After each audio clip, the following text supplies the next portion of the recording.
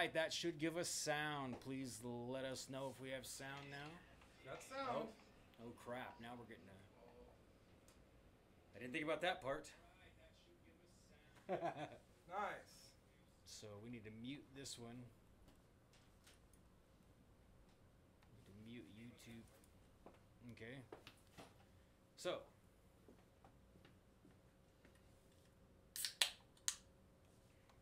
All right. Nice. Okay, so this is we can kind of shrink this baby down now.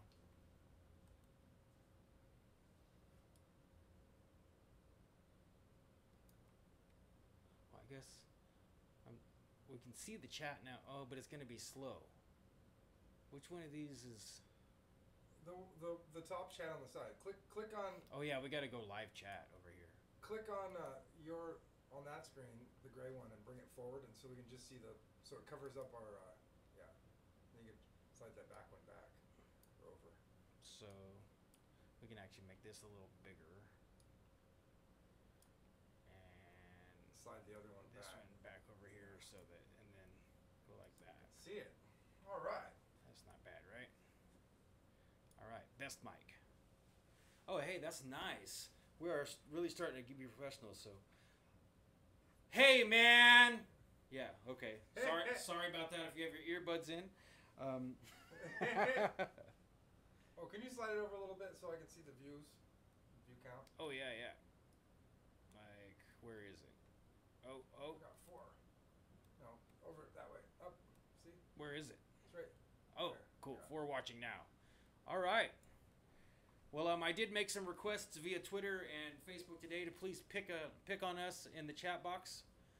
We appreciate being picked on in the chat box. We like that, actually. Pretty quiet. Pretty quiet. All right. So let's see how this works. Maybe I need to get right up on it here. What if I do? You have a volume on that? Yeah, I was looking to see, but let's get this first a little. I don't want to block myself, but let's get it closer. All right, is that a little bit better? I actually have a meter here, so let me see if is that the volume right there? Wow.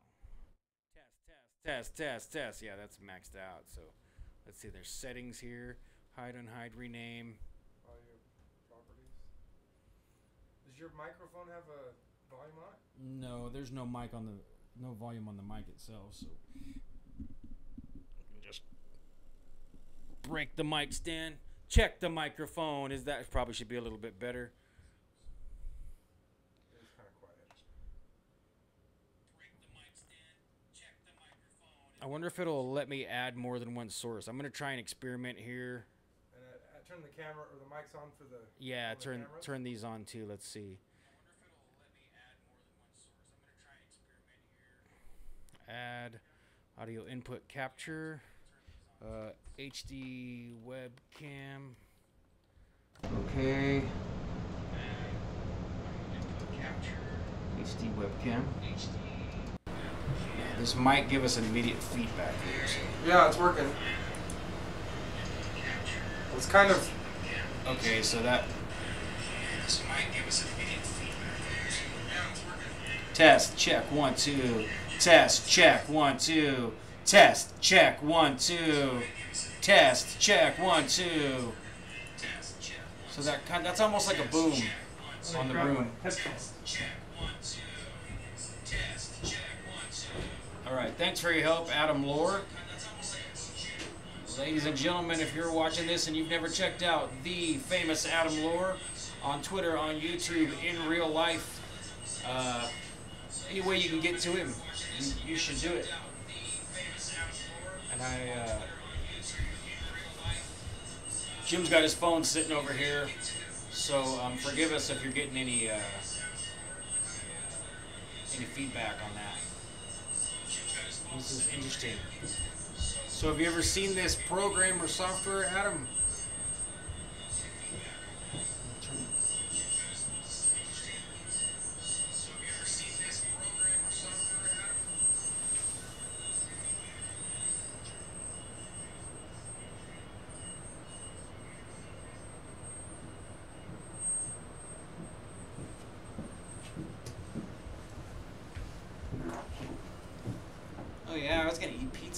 forgot.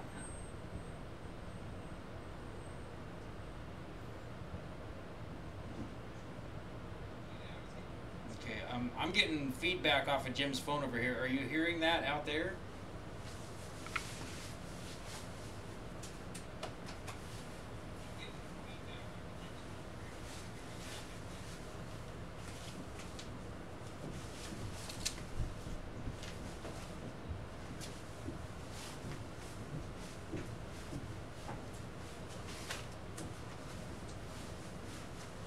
Wonder if that guy that was so upset with me on Twitter will show up.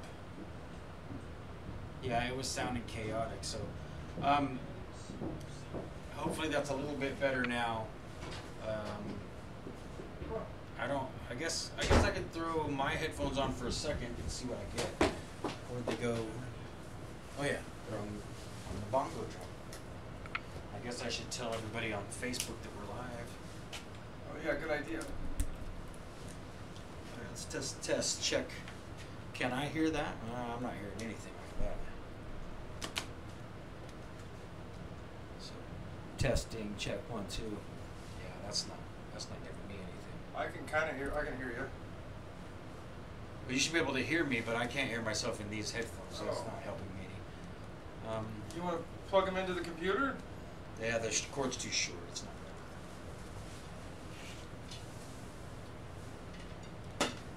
Adam's giving us a little bit of input here.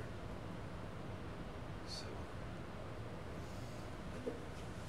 let's stand here and look at our phone. Actually, I'm just going on Facebook and let people know that we're definitely live. Should I go live on Facebook? Go live on Facebook while we're live in a stream? I think I'm going to do that for a second. Probably a good idea. How underwater can we make this?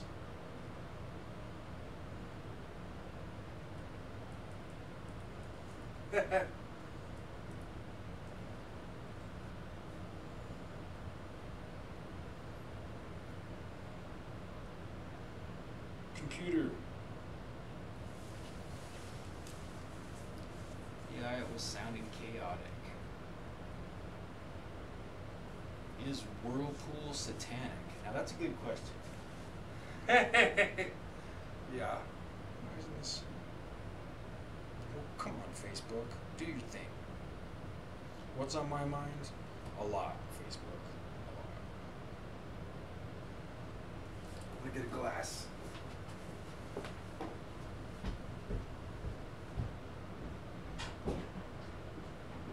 What did I do with my other thingy? I had another thingy. Oh, alright. Mystery mask. Wow, that's cool. Weird. I wish you guys could see this. There's a bunch of... Oh, it keeps changing masks. Alright, well, if you're noticing I'm live on Facebook, it's because I'm live on YouTube, but I'm trying to let you all know that you can see. Here is our live studio setup. Coming live from parts unknown, SB and Jim with RXOnly Picture Show. Oh, I wonder if I could, if I do this just right, I should be able to. Kind of. Oh. Pretty small on my phone. Hey, look, everyone! There's my Facebook. Yeah, you can't. You're not gonna be able to see it. So. Yeah, we're live on my YouTube channel, SB Alger on YouTube. We're trying to set up OBS. We're talking politics, flat Earth. We're talking about. Let's see, we're talking about Trump. Syria and Trump. I put those in the description to see if it grabs us into the algorithm and gets us some rando observers. This is Jim. I'm SB. Please join us. And look at it. Facebook prompts me to bring some of these people. Look at Adam's watching us on both. That's impressive. Adam Lowell is an expert at technology. He's digitally tapped in.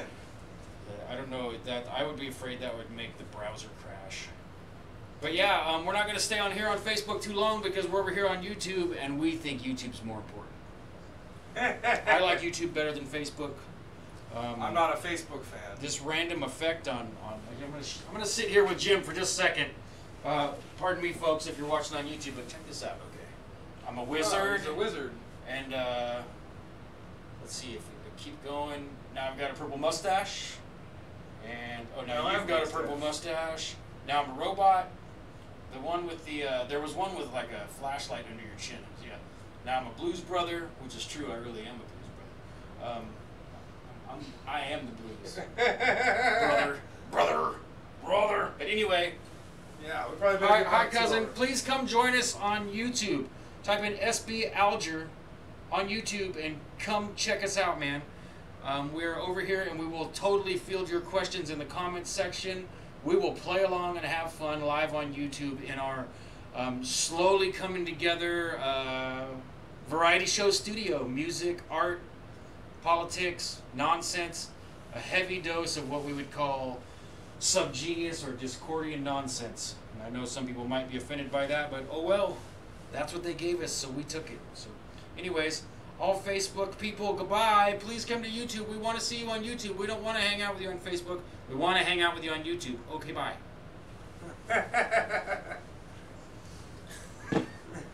All right, we're still here. I guess I better grab the guitar. That's what people are going to expect, is me to play music. So you are competing with Ken Wheeler's stream. I know. JF Garapi, Ken Wheeler, and one of the most prominent flat earthers all went live about 10 minutes before I decided to. So, they heard we were going to do it. Yeah, it's just that's what it is. It's gonna bust us out of the loop here. Oh man, no picks.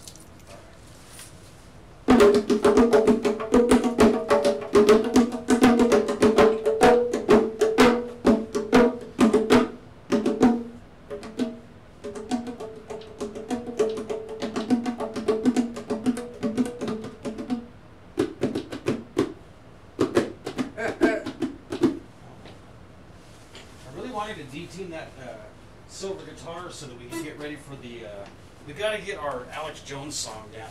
Yeah. I'm angry. I've had enough of these people. If the world were round, our shoes would be curved. Amen. Exiquad.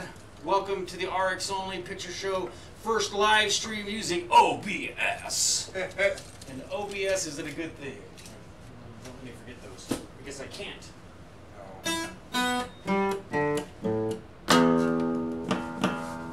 I'm so disappointed in myself, ladies and gentlemen. Right now, I am unhappy with myself because I always put more than one guitar pick in my pocket.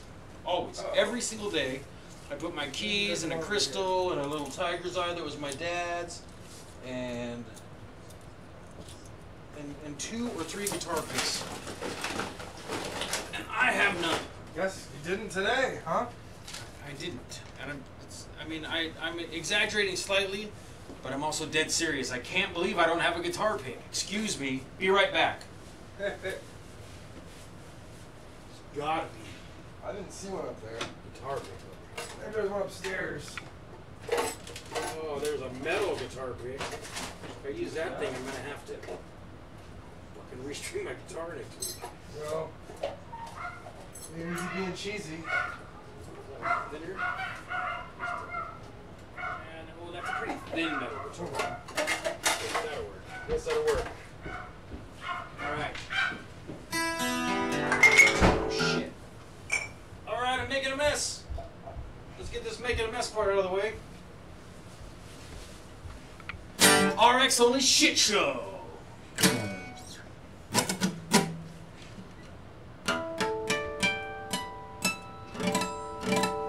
Well, it sounds like it's a tune at least. I just spilled some water. Oops. Alright. Oh, that's not water. That's your energy drink.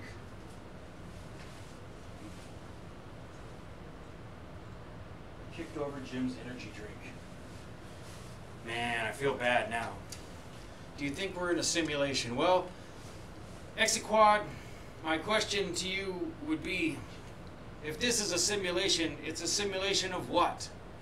I think we might be a projection or some kind of matter being held together by a frequency of sound, a combination of a frequency of sound and light that allows matter to exist. But I don't think we could say we're in a simulation. I mean, we could be, but it would. I spilled your stuff, man. I'm really sorry. I'm sorry. It's all right. I knocked over your energy drink, and I'm fielding a question about the nature of the world we live in at the same time. So do I think we're in a simulation? I guess my answer would have to be, for now, no. I see where people are coming when they say that, but whatever this is, it seems pretty real. You know? Well, it's a damn good simulation. So it would be hard to say it's a simulation because for all of us that are in these bodies on this earth, whatever it is, it seems real. So I think the possibility that this is something like the Matrix and that we might be somewhere else is not impossible. But this might be something that we're, like the brain in the jar theory, this might be something like that. But I don't think it's a simulation. I think it's a... I don't know. To continue answering your question, I would... I guess Exiquad. That's an interesting name, man, or woman. I would look up Jean Baudrillard, Jean Baudrillard, Beaur. Pretty sure that's right, Baudrillard. He's okay. So in the movie The Matrix, when Neo is getting ready to follow the White Rabbit and go and meet Trinity, he grabs a book off of his shelf that's hollowed out, and he's got his stuff hidden in there. He's got his data hidden in there. And it's called Simulacra and Simulation. Now, that's a real book in real life. And it's by a French postmodern philosopher named Jean Baudrillard. And if you go looking into the lectures of Jean Baudrillard on the internet, thank you, Adam. It's typed in the chat there. You know, as Americans, we'd say it's Jean Baudrillard or something like that, but his name is more effectively pronounced, Jean Baudrillard or something like that, But if you look into his work, he addresses the idea of a simulation. A simulacra is another word for it, pretty effectively, but it's not science fiction-y like we think of it, like people sleeping inside of an egg full of red transmission fluid with a computer plugged into your neck. It's more along the idea that, like, Disneyland is a good simulation of the real world because they've got all the different little things that might be out there in the real world all close together and all able to be experienced, or like years and years ago I went on a vacation to Europe with a man in a wheelchair, and at the very end of the vacation, I think it wasn't in Holland, but there's a country that's like 2 countries below Holland. What's it called? Belgium. In Belgium, there was a model of all of Europe that you could walk through. And, so in an hour and a half, 2 hours, you could visit all of Europe, and it was all these little miniature buildings and all of the main monuments and all these footpaths, and it wasn't like rides or events or anything. It was just to look at, but you could go visit all of Europe in a hour and a half, 2 hour walking tour. So that was definitely a simulation or a simulacra of Europe. So do I think that the world that we're living in is a simulacra or a simulation? It could be. I don't see any evidence for it. It seems very real to me. So if it is a simulation, what is it simulating? What's outside of the simulation? Well, I mean, that's death, right? What do we find at death? We either find nothing or we find something. At that point, once you've died and you're looking back into the world and you're saying, hey, should we go back in there or not? At that point, you could seriously consider that it's some kind of, maybe there's 17 other ones, and you're like, do you want to go back to that level? At that point, I would say, yes, that was definitely a simulation. But until we can do that, no. I'd say no. So. Got 6 people. Well, I thought we had do we have an idea here? Should we just start with the Turtles All the Way Down song? We don't want to do that every time, do we? pretty good song. Maybe we should play it in the wrong key. Or you can always play it at the beginning and then again at the end as a reprise. Huh? So here's a song I wrote about. Well, I was looking at the internet and somebody said that satellites were fake. So I went and started to investigate it, and I found that I wasn't satisfied with the photography of satellites. And from there I digressed and started looking for pictures of the Earth from space, and I found myself not satisfied with any of it. Hey, would you bring me one of those green ones, man? Yes. Thank you.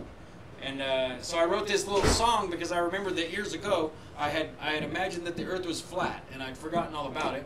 I'm going to play it in a different key. I'm going to play it in G. So the song's technically called 11/16/2015, but you can just call it Turtles All the Way Down.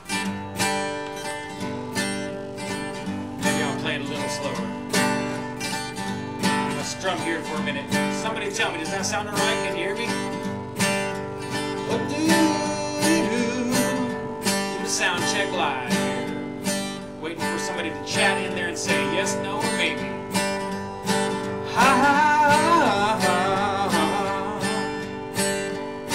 I trust you, you're my audience.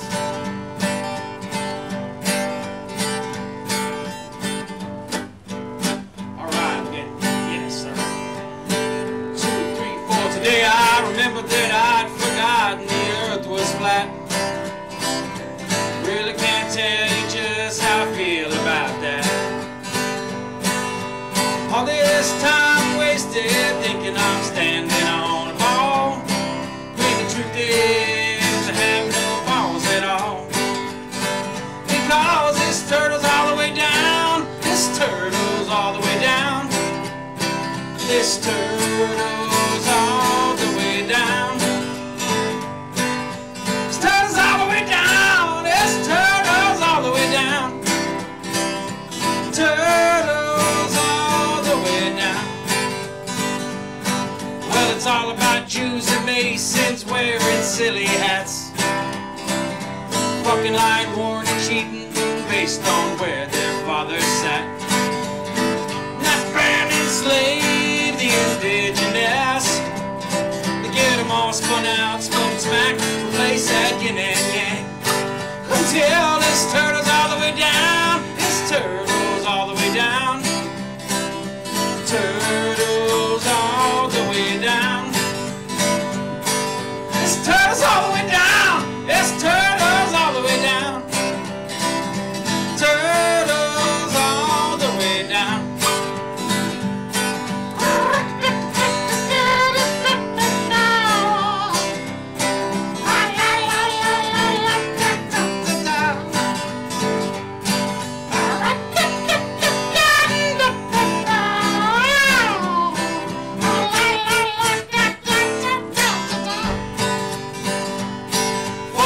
Doesn't fly to space, her rockets all fall flat. They'll switch to a CGI, but they'll never switch it back.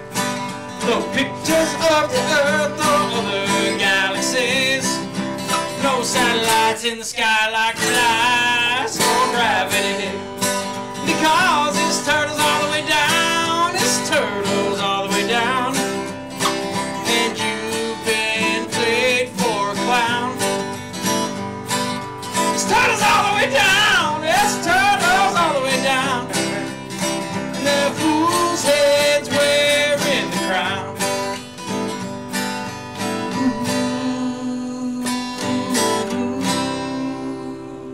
And the fool's head's wearing the crown. Yeah! Woo! Thank you. We got another. I like to pay special attention to the people I don't recognize, so welcome especially to Exequad and Sidetrack Sheila. Sidetrack Sheila. I like that name. That makes me think of Australia. Finally eggs. That's mysterious. Please elaborate on finally eggs. That's the theme for the night so far until we get more information. No, NASA has never been to the moon, I agree, and there's an excellent documentary about it. For those of you that aren't all the way to the flat Earth, if you're curious and interested. Wow, that's cool. Whoa. What's going on over here?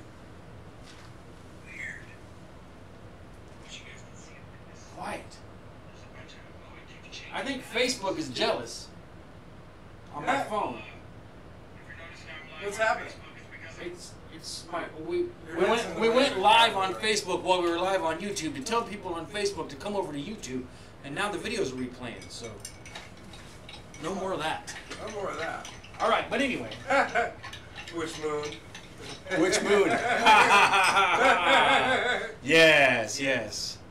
Aren't there 4 or 5? 5 would be really hard to explain. 5 would, I don't know. I don't think 5 would make sense. You know, and I might be wrong about the concept. Adam Lohr is talking about a very unique, and strange flat Earth model that me and a bunch of other people subscribe to, where the sun and the moon are projected in through a lens at the top of the sky that's shaped like the truncated pyramid of the picture on the dollar bill, and the projection itself is divided through what we would call a chiral fluid, so it makes a mirror image division of the light into 2 things, so that you're seeing 2 suns and 2 moons, or potentially 2 suns and actually 4 moons. Now, of course, you can only ever see 1 at a time, but if you start to do the math and have people help you on the other side of the equator as to when you can first see the sunlight where you are and the sunset where someone else is, or vice versa, it starts to not make any sense at all for only being 1 luminary in the sky, in my opinion. You have to do your own research, and you have to make friends with people far away to really make it work. We drink green dye here, RX only. Delicious green dye. We've been drinking green dye for a long time. That might explain why we think there is either 2 or 4 moons, but definitely not only 1. There's a real moon. Oh, Adam Lohr. Yes, I guess technically that would be 5. The real moon and the 4 projected images of the moon would make 5. Yes, you are correct, sir. So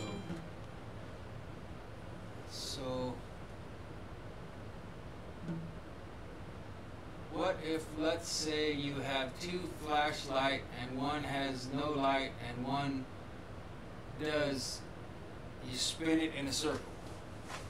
That the Earth. I'm getting the feeling that X-Sequad's first language isn't English, and that's fine. We'll still try and work that out. So, and hey, that's a good way to start. You can start experimenting with a flashlight. I was trying to think. Check this out, you guys. Since you people, 6 people are here now, I'm going to show you something that's not finished, but you're gonna be a party to something special. So.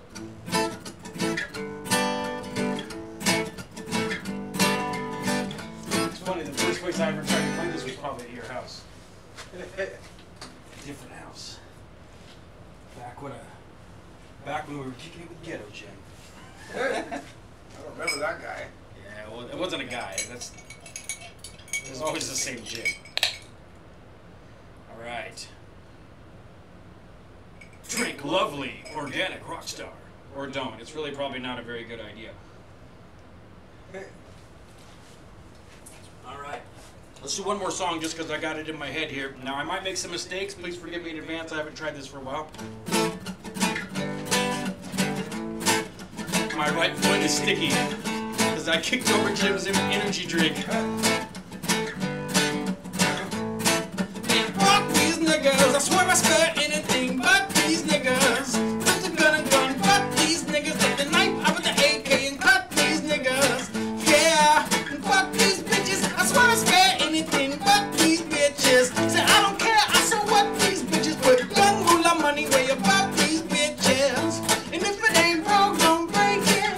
And if it ain't shook, I'm gonna shake it. Hope I don't look weak. Cause when the wolf cry, hope you still see a one teeth, motherfucker. Futuristic handgun. If you act foul, you get 2 shots and 1. I'm at your face like Lancome. You niggas softer than Roseanne, son. You cannot reach me on my Samsung. I'm busy fucking the world and giving the universe my damn tongue. Crazy motherfucker, I am one. But the crazy thing is, I began one.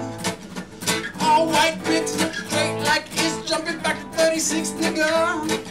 Nigga, house long hallways, 10 bathrooms, I can shit all day, nigga. And we don't got no problems. Okay, you're a goon. What's a goon goblin. Yeah, Kane's on the beat. Fuck around and leave a nigga brain in the street. Ooh, and pop that pussy, bring it to my bedroom and pop that pussy. Ooh. Oh man, I forgot the lyrics. Lame. I had that going too. See, and it's like.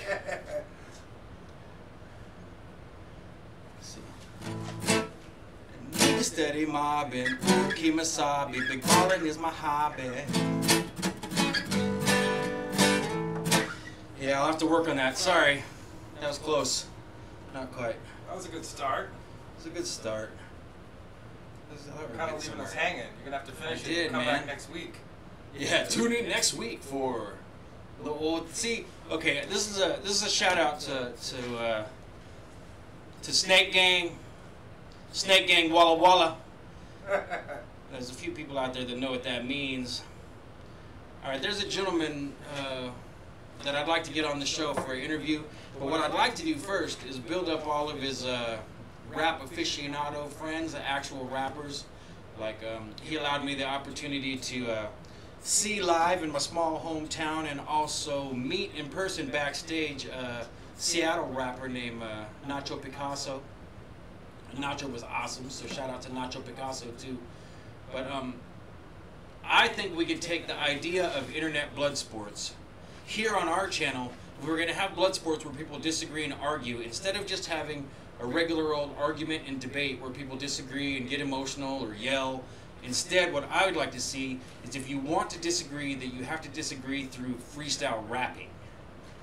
This, I think, would be much better. And I think Michael McGuinn is the man to bring his SoundCloud rappers onto the RX Only Picture Show broadcast.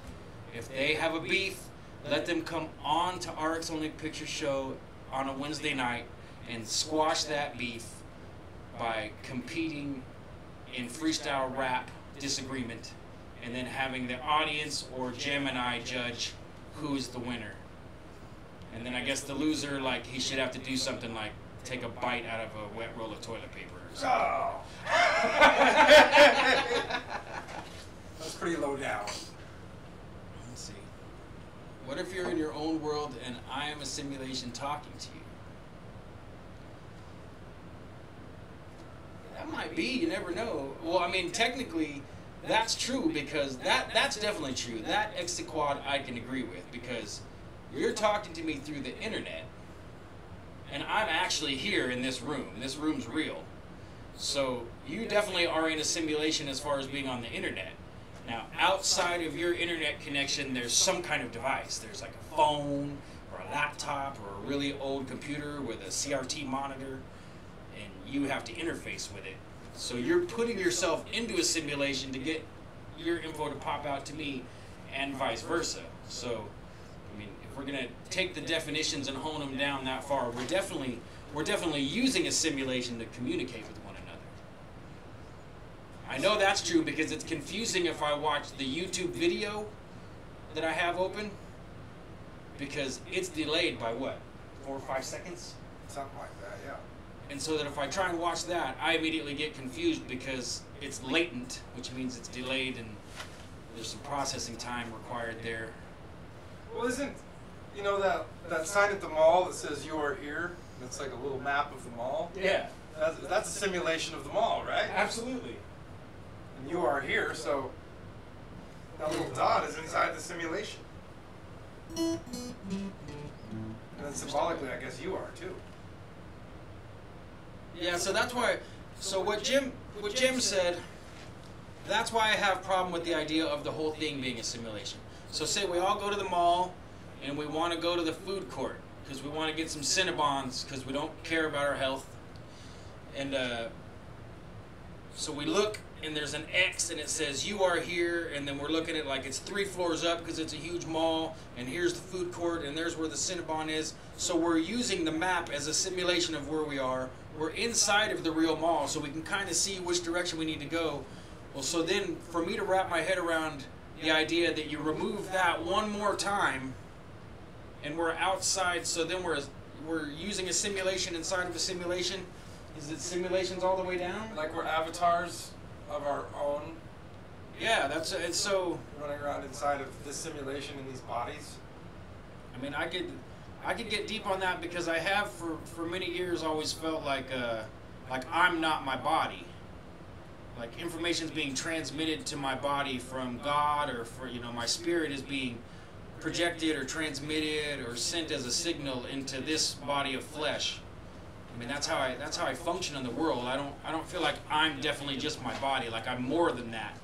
And then if you start reading really ancient writings, a lot of them talk about the idea that you and your soul are a parallel thing. So this is the fleshly you, and parallel to you is your soul, which is a higher celestial thing. So in that regard, you could still consider that it might be, maybe this body is something that the real you is being projected into from outside of this realm. I'm slowly developing over time a reputation for being someone that says projection too often. So there's that. So what do you think? Hey, I got an idea. Let's play another song. You mind banging on these things, or you want to? Let's bang on these things. Let's just play. We're gonna play a Sublime song called "Bad Fish." Oh, I guess we're supposed to turn that on, huh? So, you might recognize this song. It's called "Bad Fish" by Sublime. 1, 2, 3, 4.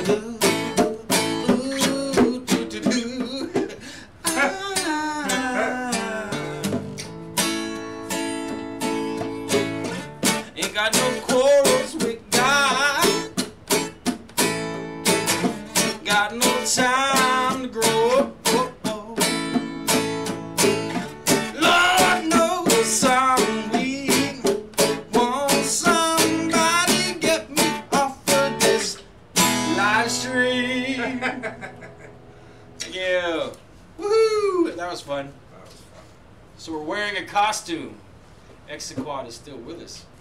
Yeah, I think that's a common way to look at this world from a esoteric or like a, I mean, even the Bible. I don't know about the Quran. I haven't really studied the Quran too much. But the Bible definitely describes this flesh as something like a costume or a temporary thing, whereas the real you is something that ends up with God in heaven. You know, depending on your view of the Bible, some people think if you do it right, otherwise you burn in hell, which I don't really see evidence for hell existing the way that people want to talk about it in the Bible. Thank you. That offends a lot of people. If you don't take the Bible literally, it makes Christians really angry at you. I think heaven and hell are what you create for yourself here on earth, and that everything that you do in this world needs to be accomplished on earth. Now we're getting somewhere. Exequod is throwing some questions at us. Why would the government want to say the earth is round? You want to answer that one, Joe? That's a good question. It is a good question. First of all, it's a finite material. If it's round, you can say that this is the end of it. I mean, there's no more continents. There's no more land. There's no more places to go. There's no more stuff to explore. Right. So okay. So in a debate or an argument, they would call that moving the goalpost. So they've moved the goalpost on us. They have us believing that everything's been explored, everything's been discovered, it's all reasonably and thoroughly mapped out. Shut up and get back to work. Yeah, and so now we don't have to worry about looking. We don't need to get a great big airplane or a balloon or a boat and go searching off to find new things because Columbus already figured it all out. Yeah, Columbus figured it out, and then the science is settled. Yeah, the science is settled. That is what they say. That I'll tell you a little story. I wrote Infinite Plane Theory. It's totally BS. Channel Q. Well, yeah, I saw a guy. Now, I don't...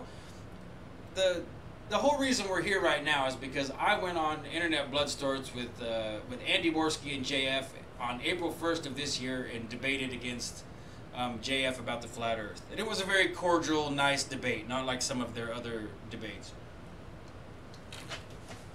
But because I did that, I jumped back into studying the Flat Earth, which I had kind of laid off of for a while. I definitely believe the Earth is flat. I don't think we have a straight story as to what the shape of the map or exactly how, you know, what the Earth is if it's flat and it's not a globe. We don't really know, and it's hard to know. But if I worked with math, okay. You worked directly with Math Powerland? Seriously, Channel Q? You want to jump in here and talk to us? Oh wait, no, you're saying. Yeah, I know who Math is. Who's Math? Interesting. Okay, well, let's see.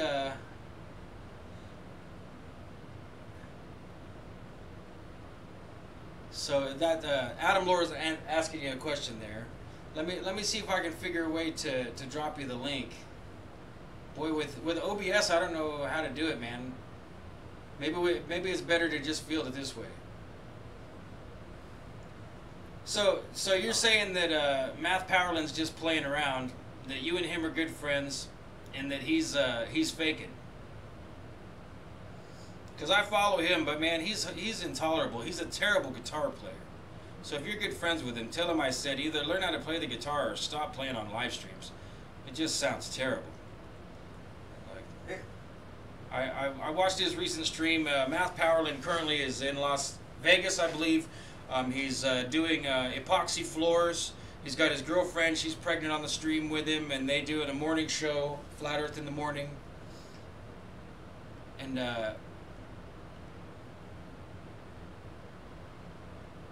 so that's interesting. I'm about to go. Oh yeah, it is his wife, isn't it? Yeah, that's curious. I'm curious. I'm not sure how to dump you the link. I'd see if I could jump in here, but I don't know how to do it because I just started with OBS. So maybe we'll if you don't mind, let's schedule talking some other time, or that's curious. Yeah. Oh yeah, well, I know way more than Worthy too. I know a lot about flat Earth too. I've been looking at it for a long time, and I mean, if you're saying it's not flat, then how do you explain high footage balloon photography from way up? You know, the debate and argument just over how to accurately measure and demonstrate the curvature of the Earth is still fascinating to me, and I've been doing this on and off for about 3 years. And I don't have a satisfactory answer, and I certainly can't trust NASA or any of the space agencies. And then you get into the deliberation that you have to go through to even understand how photography and lenses work. So, yeah. My shoes are curved. Maybe it is a globe.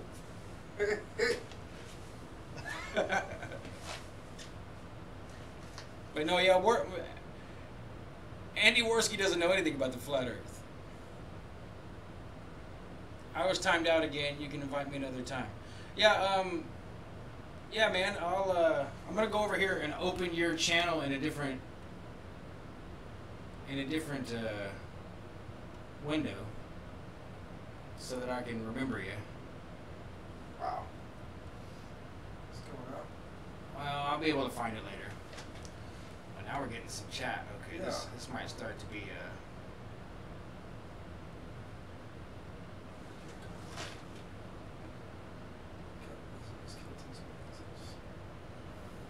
Hey, I asked him to come pick on us in the chat, and it's working. So, all right. So we're up to 9 viewers here.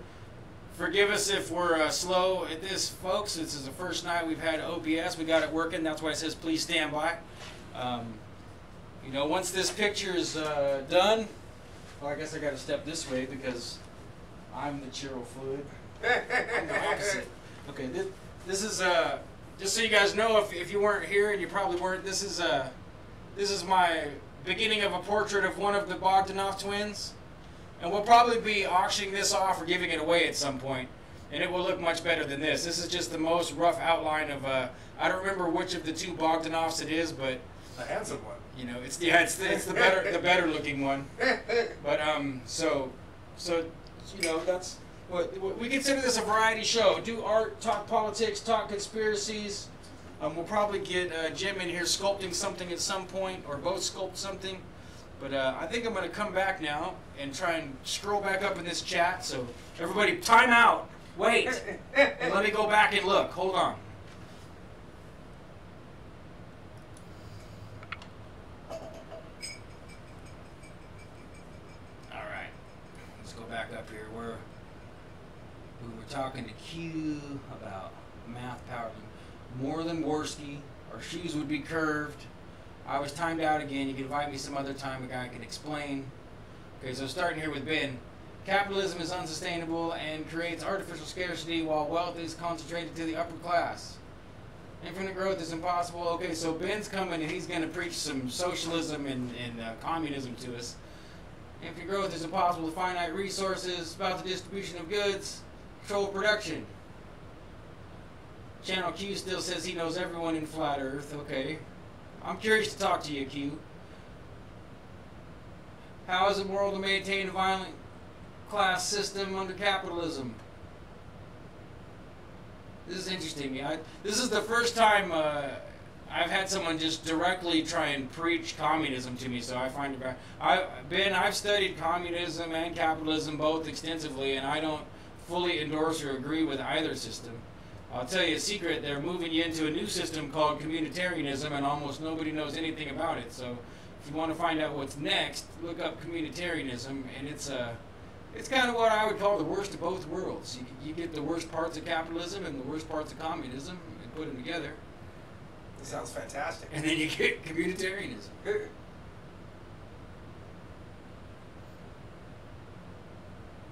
Q says he hides all of his Flat Earth hangouts. And now Ben's going to try and tell us that Jesus would have been a communist.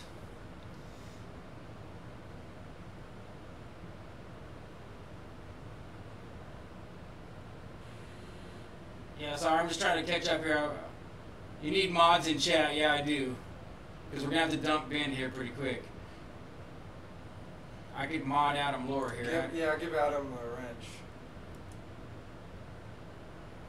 Click on the side, the right side. See those 3 dots? Oh, okay. Just go back up. Accidentally mod Ben. Add moderator. All right, Adam, you're the first person on our channel to ever get a rich. I'm gonna step into the restroom. Take over, Jim. Sorry, man. I don't want to rip a huge fart on screen. That would be horrible. Jeez. So, did you guys know that the new quarters have a hitchhiker on them? Yeah, it's kind of hard to see. He must have got a ride.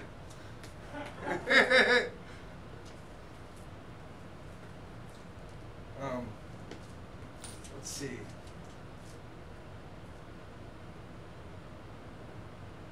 What's up, Moose?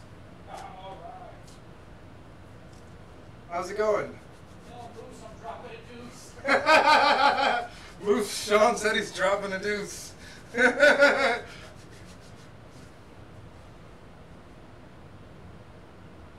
Let's see. So we're going to talk about... what's up, Moose?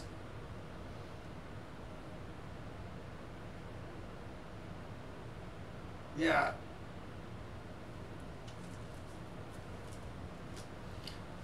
So, what's that? Yeah, that's a good question. We'd like to be able to figure this out, how to add people in here.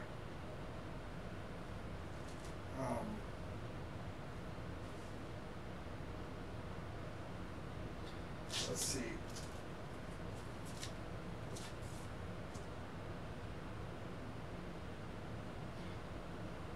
The FAP no state? That's hilarious.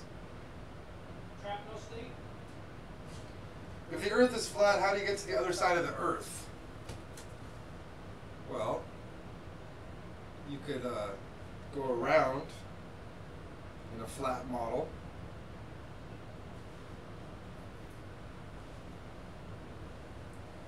Let's see. Oh, so Channel Q says that we'd have to start a Hangout and then run it through OBS.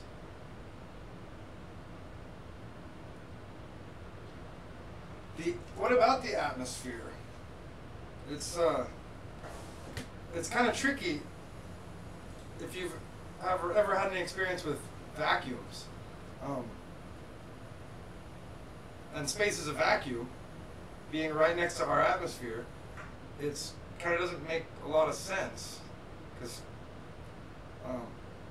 the atmosphere wants to kind of equalize itself out. So you couldn't have a vacuum next to a pressurized atmosphere without some sort of a wall.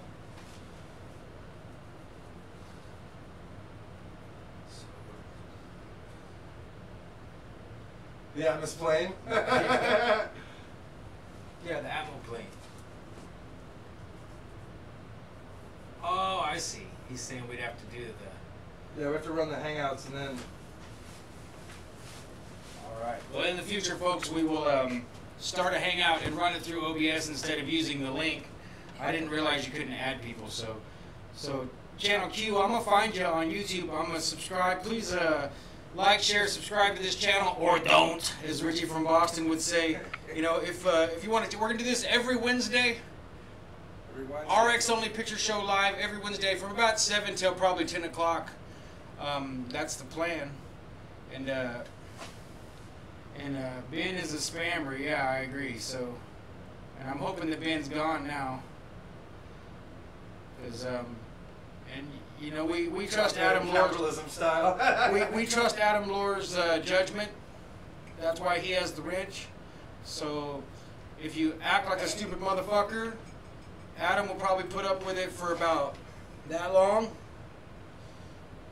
And then you'll be like V. You get kicked. Okay, bye. Get out. Okay, bye. But yeah, so I've never had to moderate the chat. Is that common that people just come and try and spam communism in the chat? I mean, does that people read that and fall for it? Adam Moore says, "Drop bin capitalism style."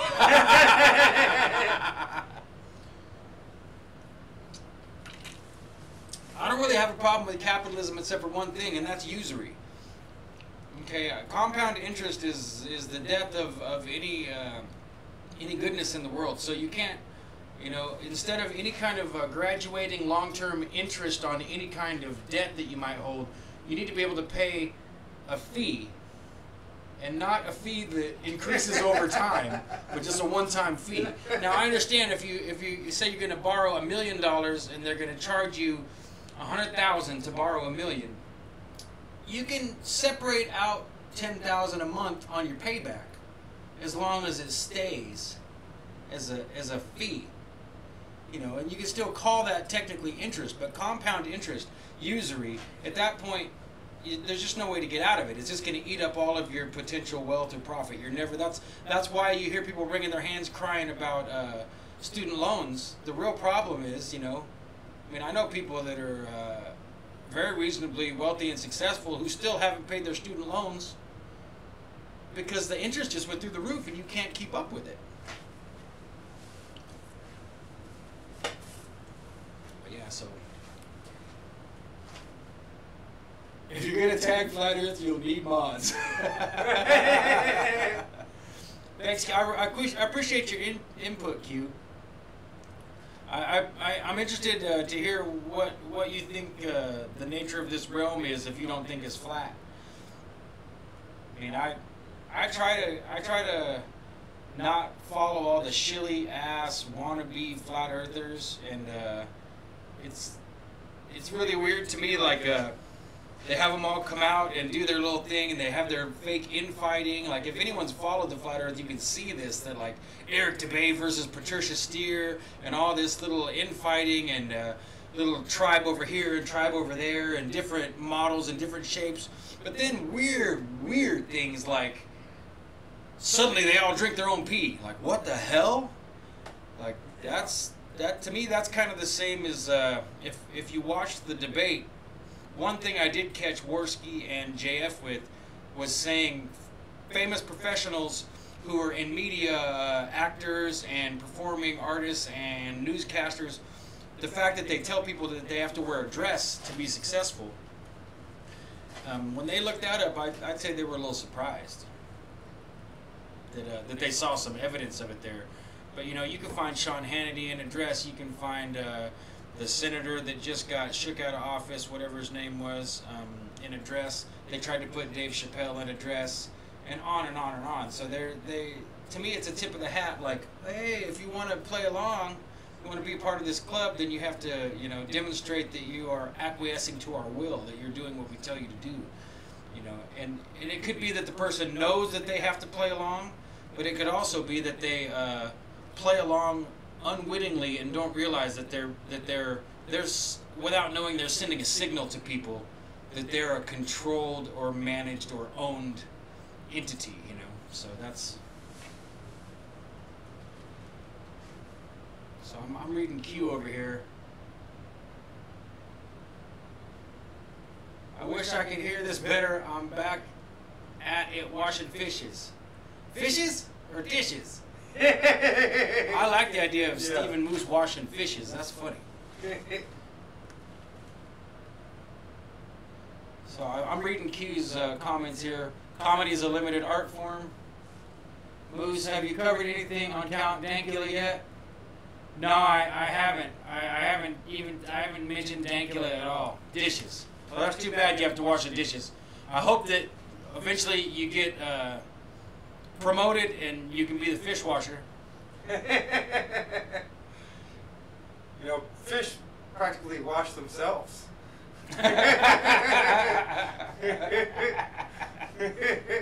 Around these parts, the fish practically wash themselves. What do you think about QAnon? I think QAnon is a limited hangout. I think QAnon is some kind of a really complicated op.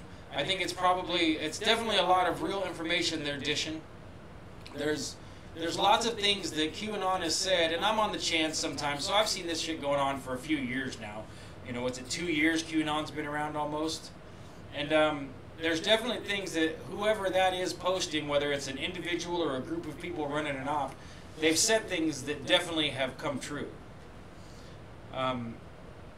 So that's interesting to think that someone who is inside and close to the White House, or at least is being fed information so they can appear that way, is predicting in advance things that are coming out now in the media, like this whole Nexium cult, and a lot of the Pizzagate stuff, and a lot of the sealed indictments, arrests, predictions about things like the war in Syria. You know, I just stuck Syria and Trump in the title just to see who we drag in here with us. You know, if you're offended and you don't like that and you're here, I'm sorry, and see you next time. You know, I just didn't know what to title it, so I threw a title up there, you know, figured I could have wrote makeup tutorial and see what we got. But you know, Syria used to have targets, but they, never mind. Well, I'm willing to deal with all that stuff too. You know, I'm not against talking about Trump, Syria, and flat Earth. But I had to come up with a title. I figure if people ask about it, I'd say one of my viewers coming and asking about QAnon, to me that covers everything in the title. Trump, Syria, flat Earth. I mean, QAnon. Some people, I see that people speculating whether or not QAnon is a flat earther too. So I think that's interesting. But I think it's interesting that they definitely make it. They make it look like their false flag attacks only have about a 72-hour shelf life now. It definitely, from what I've seen, it definitely looks like there wasn't any actual gas attack in Syria, but that they used it as an excuse. Whereas back in the day, like say the Lusitania or Pearl Harbor, like a false flag attack was something that had a huge shelf life. Like you could use it as a decade excuse, and now it's down to like 48 hours, 72 hours on the viability. So yeah, the attention span of news is pretty short. Yeah, so Adam in the comments says that he's not a conspiracy guy, and I know Adam, so he's not conspiracy minded like me.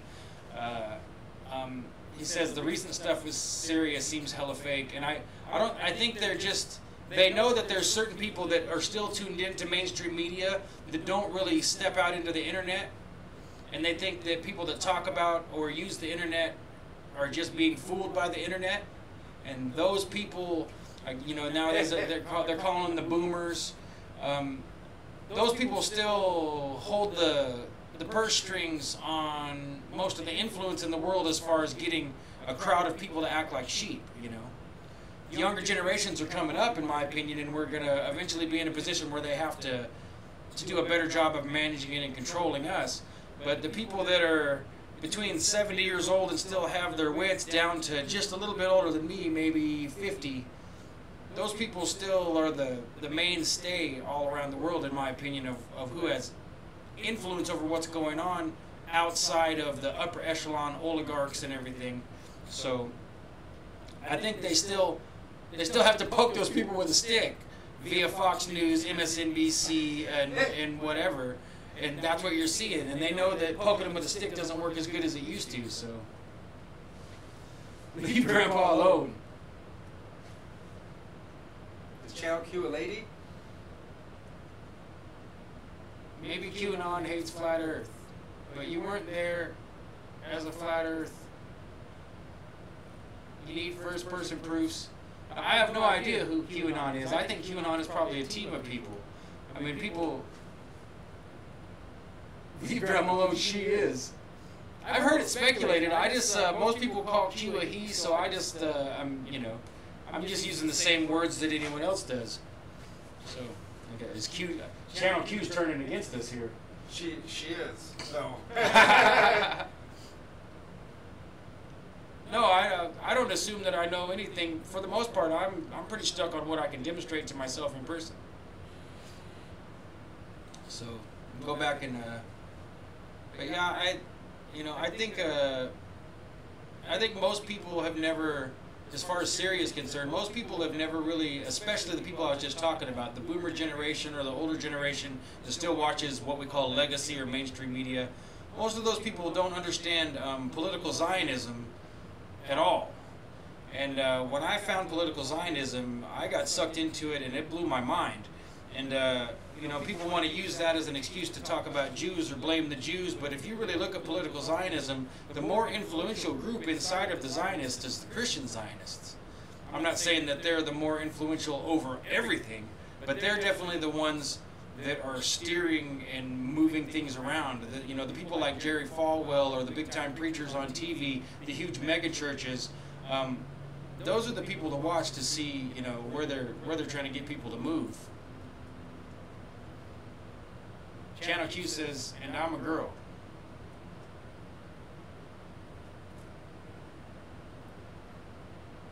The first person comment was about Syria, and I'm a girl. They're not Zionists. Yeah, I think maybe we do this every Wednesday. If you want to come next week, we'll start a regular hangout, Channel Q, and if you want to jump in here and kind of do a dialogue back and forth with us, that'd be great.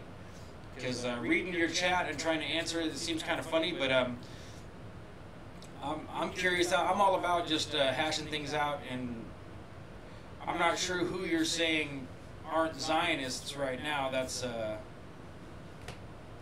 so to me that's pretty curious. I feel like this is really weird. What I wished upon myself came true. And thank you, Adam, for moderating. I appreciate that. Okay. We got Stephen Moose somewhere off in the simulation of the ether washing the fishes.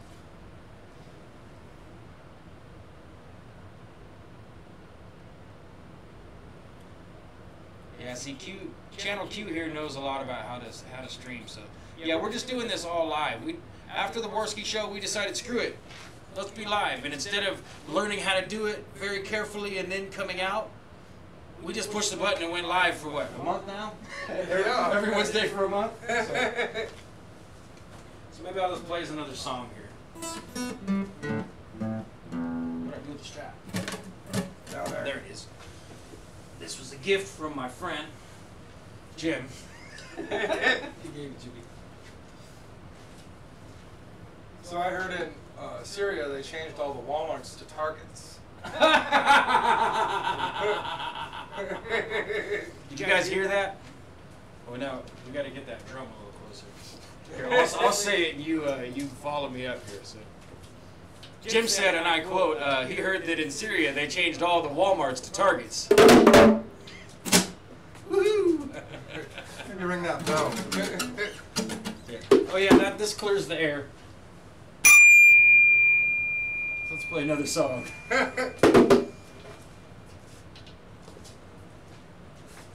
What should we play? I think we should play Flag Decal again. Since we've been talking about politics, I'm going to keep playing political songs. Hey, let's change it up here. I played Turtles All the Way Down in the key of Flag Decal. So I'll play Flag Decal in the key of Turtles All the Way Down.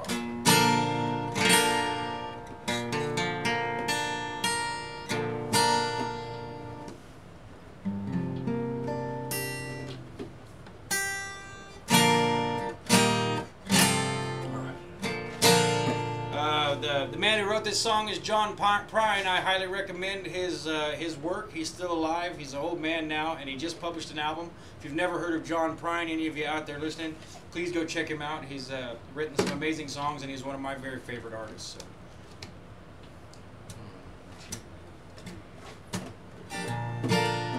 Wow, Digest. Oh yeah, the key's different. While digesting Reader's Digest at the back of the dirty bookstore.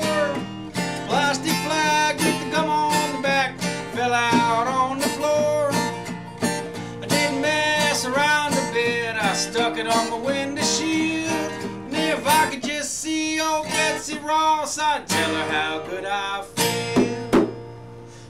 But your flag decal won't get you into heaven anymore. It's already overcrowded with dirty little wars, where Jesus don't like killing, no matter what the reason for.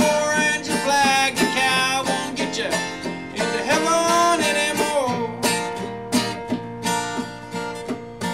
Well, I went to the bank this morning, and the cashier said to me, if you'll join the Christmas club, we'll give you 10 of them flags for free. You know, I didn't hesitate, stuck her up on what she said, and I stuck those flags all over my car and one on my wife's forehead.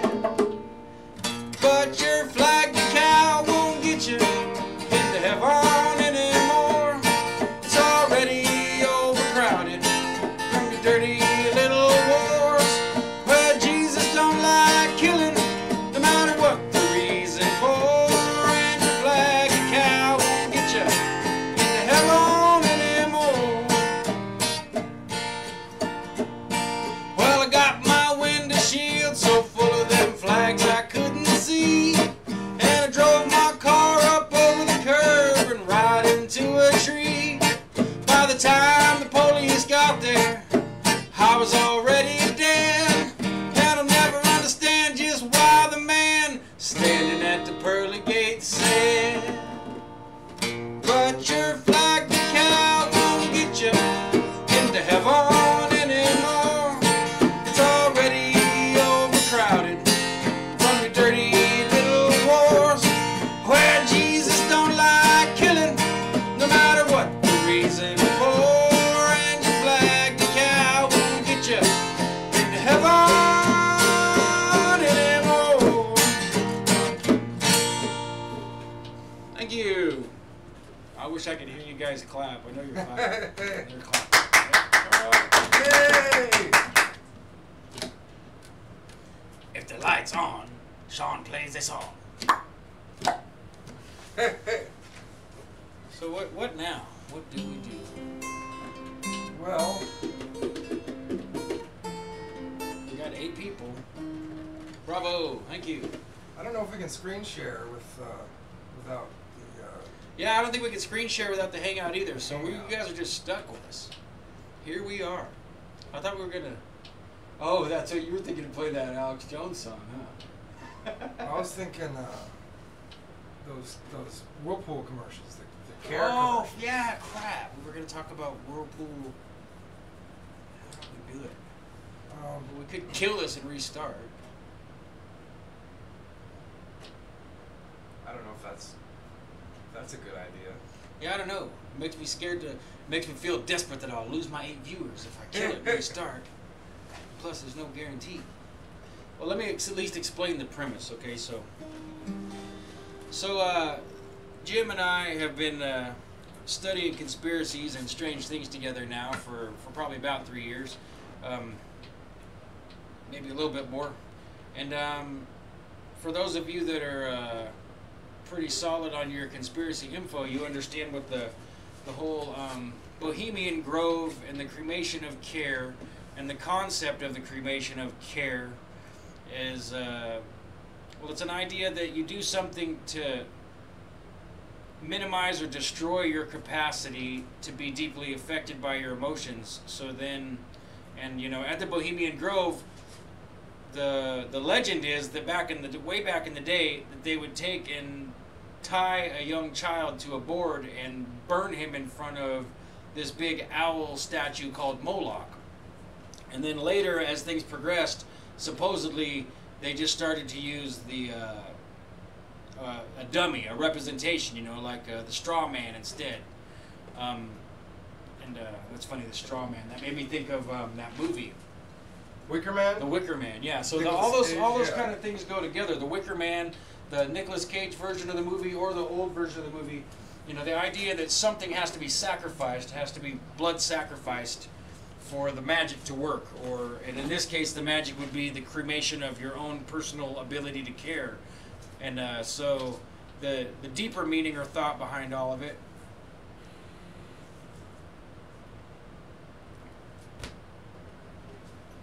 Oh no, I've been at this longer than the YouTube's Q. I see it. So I'm curious so anything you think I got wrong, just take notes and we'll talk about it next week if you're available, man. So. Woman.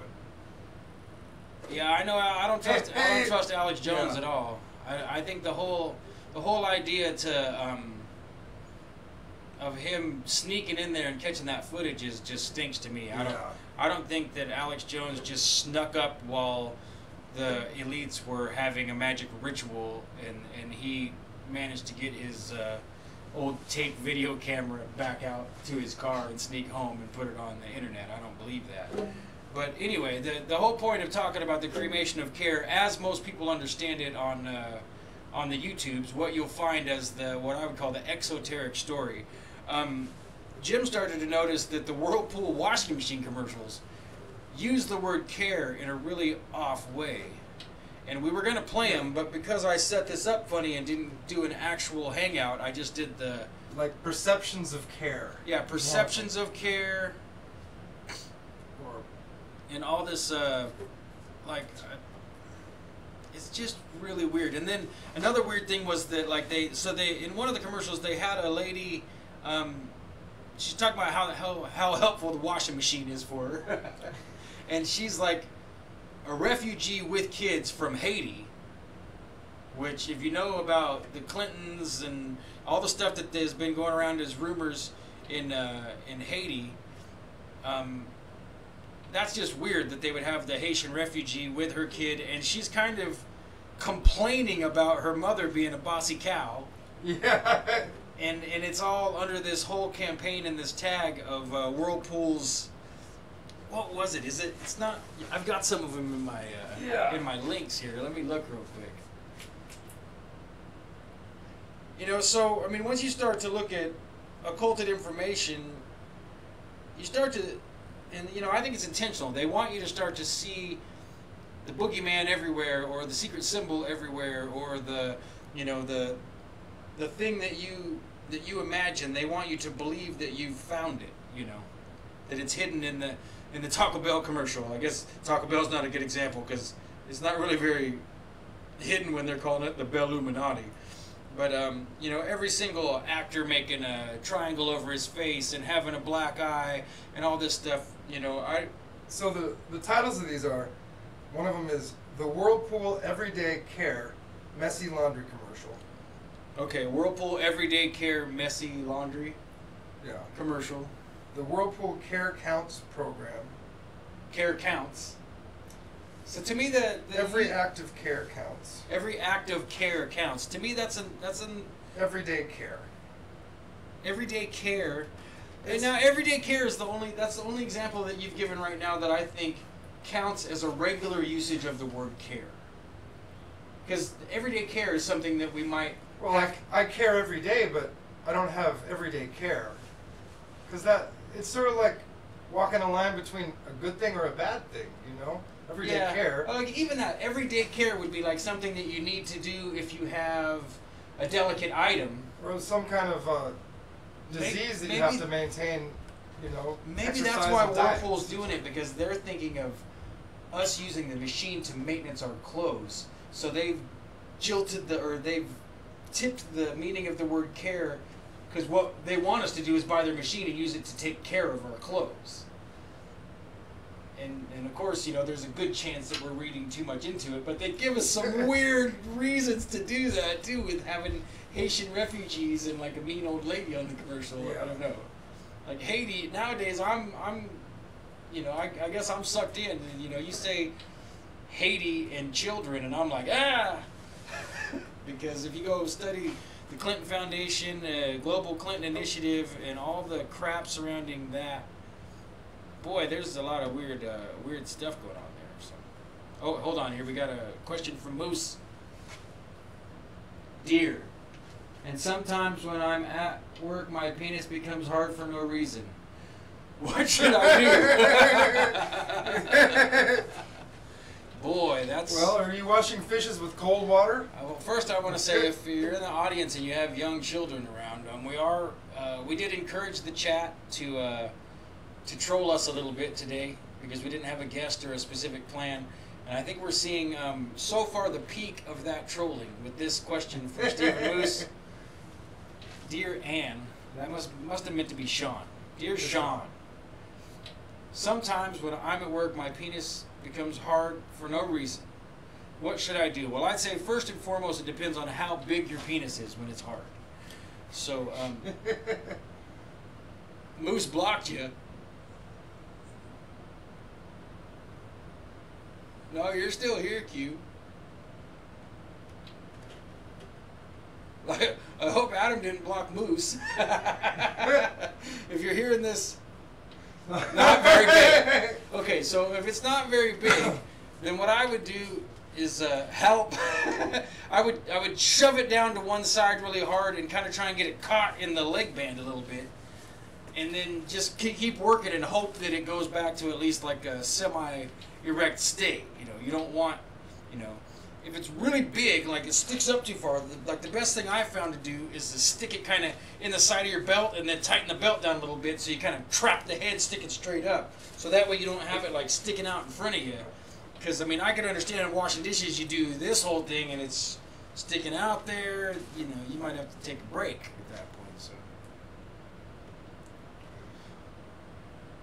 yeah, and just for any of you guys watching, just so you know, we actually know Moose and Adam. You know, they're friends of ours. So that's a little different. We welcome and love anyone from the internet that's coming to check us out. But we also have local friends that we encourage, of course, to come hang out on our stream. Thanks, SB and Jim. No problem. Moose, and if, you know, next time I see you in person, if you're having the problem, I might be able to help you with some hands-on input to get that taken care of. You know, I've got some pretty high-quality gloves, so it wouldn't be too. You know, I'm a retired professional caregiver, so I could work that out. So. Well, that's awesome. That's pretty bold. Just curious. Oh, no problem. You know, hey, it is what it is, man. I remember having that problem in math and passing on, like, writing on the board, like, no, I'll take an F for the day. It's fine. I don't. You know, when you're like 6th grade or whatever, you don't know how to deal with it yet. So it's like, well, I'm definitely not going to walk up in front of the class like this. That's not good. I don't want you to put your dirty hands on anything. You goddamn right. Forgive me, Lord. So, boy, you know, maybe we'll have to follow up with I wish I would have thought about it needing to be a hangout instead of a regular stream. Well, you know, it's okay. I guess I shouldn't be too hard on myself. Yeah, living and learning here.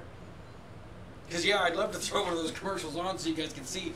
You know, if you go look up the Whirlpool commercials with care. I might be able to put them on that back TV if we plug in this speaker to it. We can try. I don't know if we can see it very well. You guys want to watch washing machine commercials or not? Well, why don't you press 1 if you want to watch washing machine commercials. That's what they say in all the shows I watch. You know, press 1 for this and 2 for that.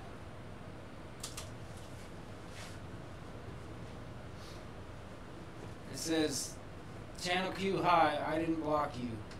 Yeah, Channel Q doesn't want one or the other. 1 for yes, 2 for no, he puts 0. She put 0. Oh, she, I'm sorry. I'm sorry. If you're a girl, I apologize. And yeah, I guess being traditional, what do you call it, nepotistic streamers, then we should also go over here and give Moose a wrench too. Because isn't that what you're supposed to do? Give your friends the wrenches, right? There. There. Don't abuse your mod powers or I will strip you of them, Moose. Not that there's a bunch of people in here where you can block Q. There's 9 other people, but they're not commenting. Everybody who's not commenting, comment now. Alright, well, Jim's taking a look to see if maybe we can get some, we've got a second monitor here. I guess I could adjust this camera a little bit this way. And you can see there the monitor that's partially blocked by our Bogdanov picture. You have to move that. Yeah, let's see if we can get Bog over here on the other monitor. Where's that one pointing? Where do you? This one over here. Yeah. See, our hope was with this whole thing is that that we're actually successfully doing something different. Because there's a lot of interesting shows and streams that people are doing, but I'm not seeing anybody moving around, you know? Andy Worski and JF are just sitting in front of their mic. You go watch a Ralph retort, just, people are just, a lot of time you can't even see anybody. They're all just talking. No one's playing any music, no one's making any art, no one's dancing. You know, we could actually dance. You know, what we're going to do is get a Streamlabs set up so you can donate money, and then if you want us to dance, you got to start giving us money, because that's exercise. If you want to see us exercise. Yeah, I know, the lurkers. I'm always calling out the lurkers. I used to, just so you guys know who are lurking or sitting here listening, I used to be pretty big in high school into the heavy metal rock and roll, so guys that would lurk at the metal shows, you lurkers on the internet are lucky, because at the metal shows, I would take my water bottle and go chase you guys off of the wall, get you soaking wet, grab you by the neck of your shirt and drag you into the pit with me while I was on stage performing with a microphone. I would do all that. Because, come on man, get involved. Jump in here.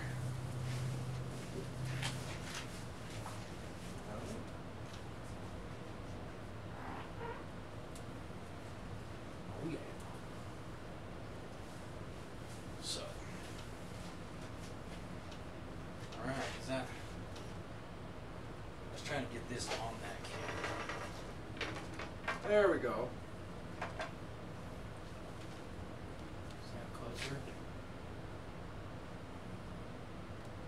All right, can you see it? It's too close. Yeah, I can see it. I'm gonna hit. Oh, did you move the Move the what? speaker over there?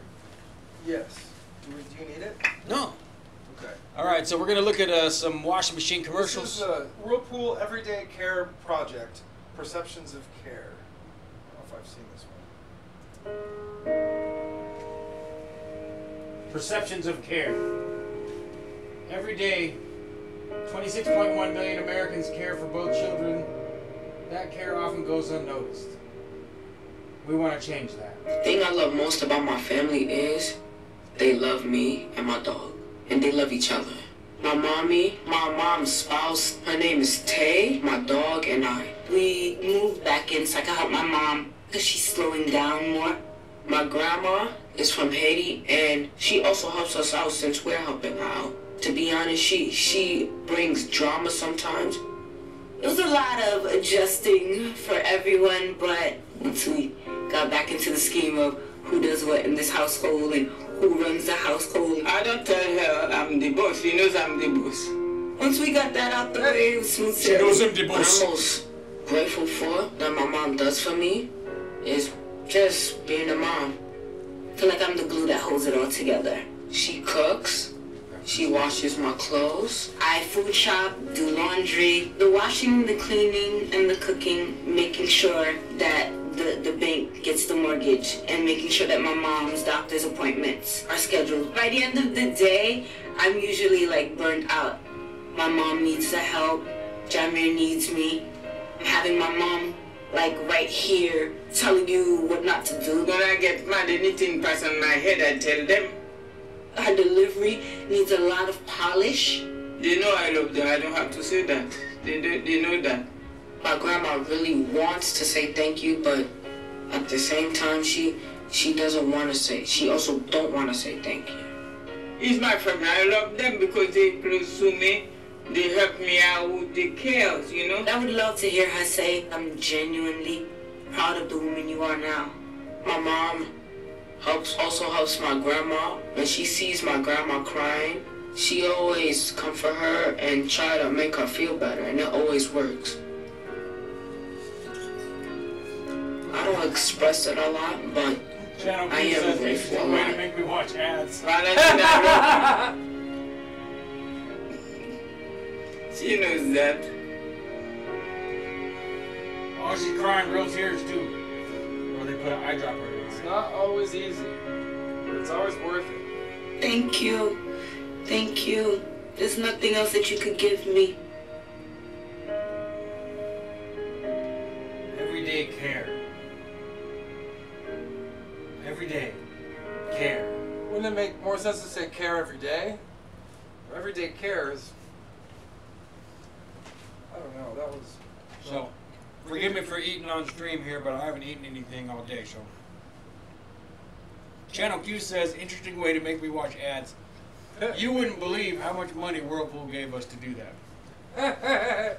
I'm glad that I feel like what we're doing right there actually seems like it definitely should fall under fair use, because I could see Whirlpool being like, we definitely don't want our product associated with these guys.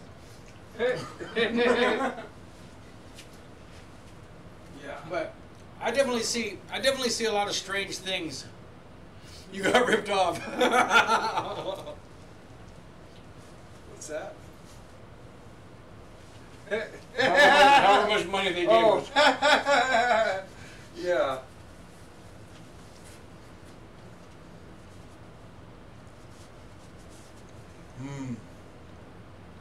It's just I don't know.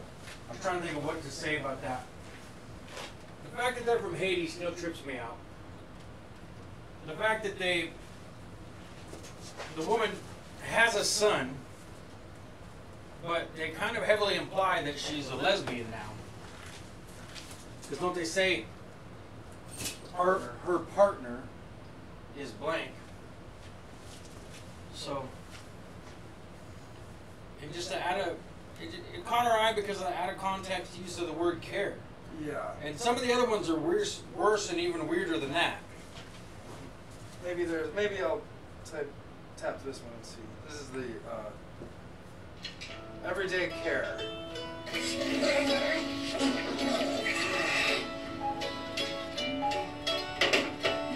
Care can be messy. That's why Whirlpool gives you customized care for any mess. She just got all over me. Simply Customized select care. what to wash and how to wash it to get the perfect cycle Oh, man. for the perfect clean. Everyday care. Whirlpool. Yeah, I definitely don't trust it. I think it's weird, man. I think they've got a lot of underlying agendas that we don't necessarily understand them. Most people don't see them. They don't realize they're being led so hard. But then when you start to look at things from a darker and more jaded point of view, then everything starts to potentially take on it has the potential.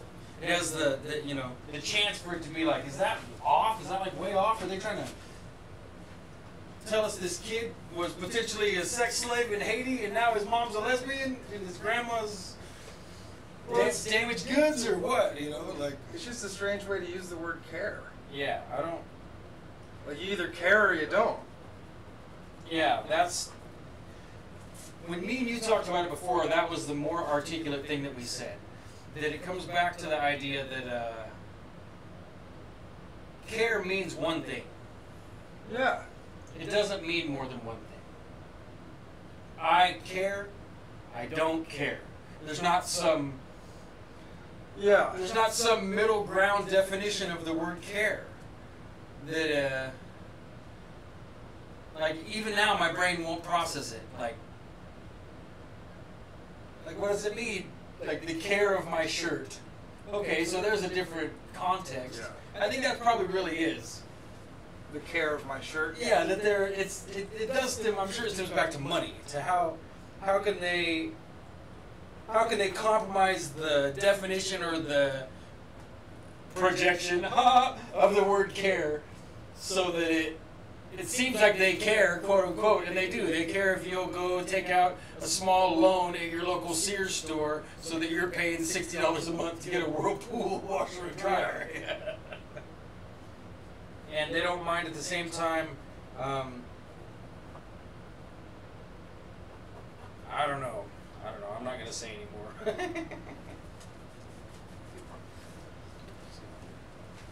Yeah. It is kind of a strange ad.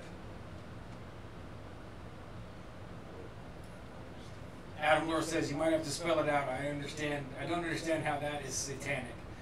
Oh, I don't think it's so far as it being satanic. I don't think that. You know, we're not. It's not like I mean, you can find commercials where they plainly have 666 implied or other things like that that are way more blatant and obvious and suspicious. Whereas I think Jim just noticed that because A, he knows about the cremation of care, and B, they're taking the word way out of context the way that they use it, so that it gives you this uncomfortable or strange reaction to it, you know. I care about you or I don't. I think we lost him. Perfect. Yeah. Suckers, that's what you get for coming to Art's Only Picture Show. I'm adding a little bit of gray to this guy here.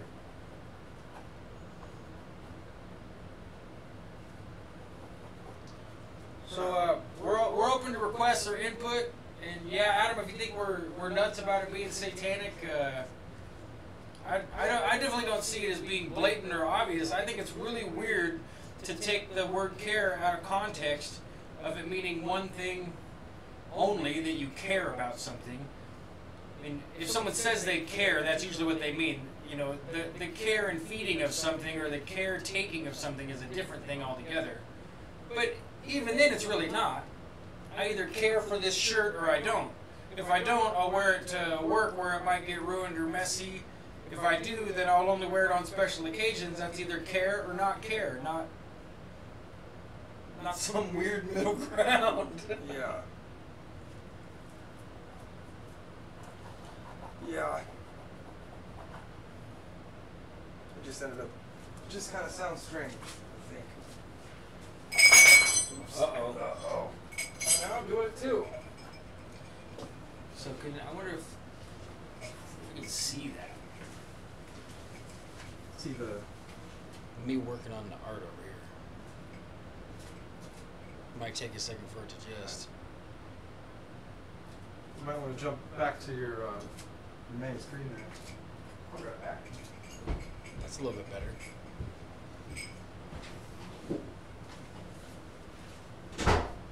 Make America flat again. Well, America, for the most part, is flat.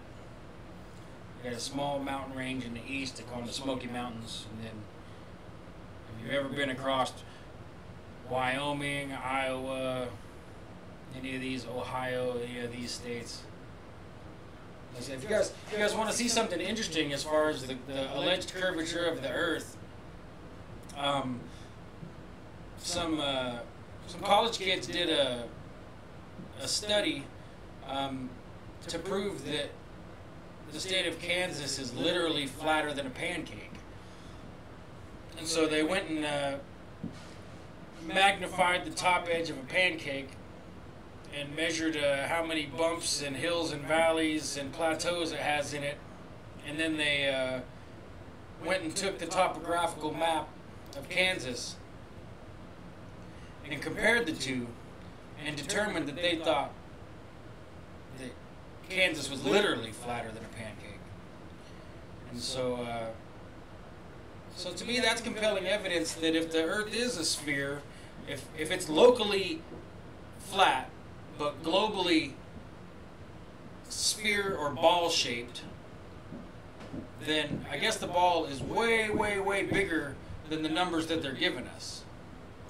You know, the numbers that they're giving us are 25,000 miles at the equator or at the circumference. And so if you go look up the math, even if you just do rough math and not perfect, you should get some demonstrable curvature. You should see it. You should be able to identify it pretty easily. Definitely across the entire state of Kansas, you should be able to like measure from one state line to the next and say, okay, between there's a very specific arc that is that tiny piece of the curve, but it's not there. You don't see it. You can't find it.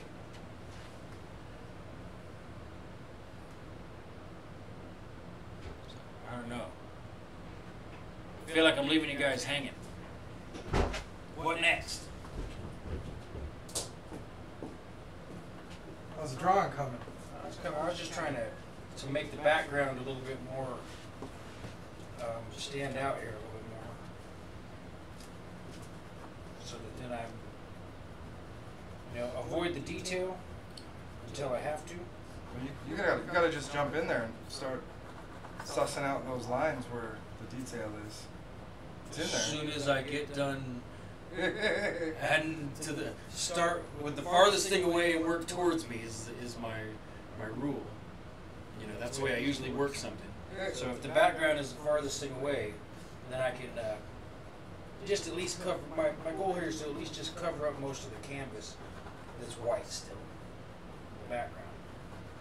And not make any hard gestures or lines, but just give it, see it to me how that looks already? I don't know if you can see it on camera, but you can see that. That makes his face stand off Well, like towards me more.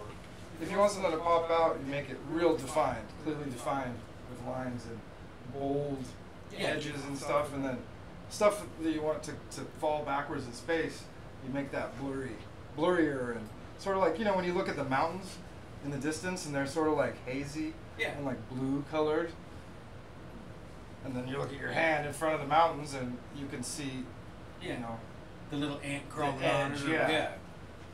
I'm going to try something crazy and try and do the same thing I used to with the right hand instead of the left. Make America flat again. Yeah, I was talking about how they did the study. Some college students did a study Oh, in Kansas. Kansas. Yeah. And they said that it was as flat as a pancake, right? Yeah, actually flatter. Flatter than a pancake. Yeah.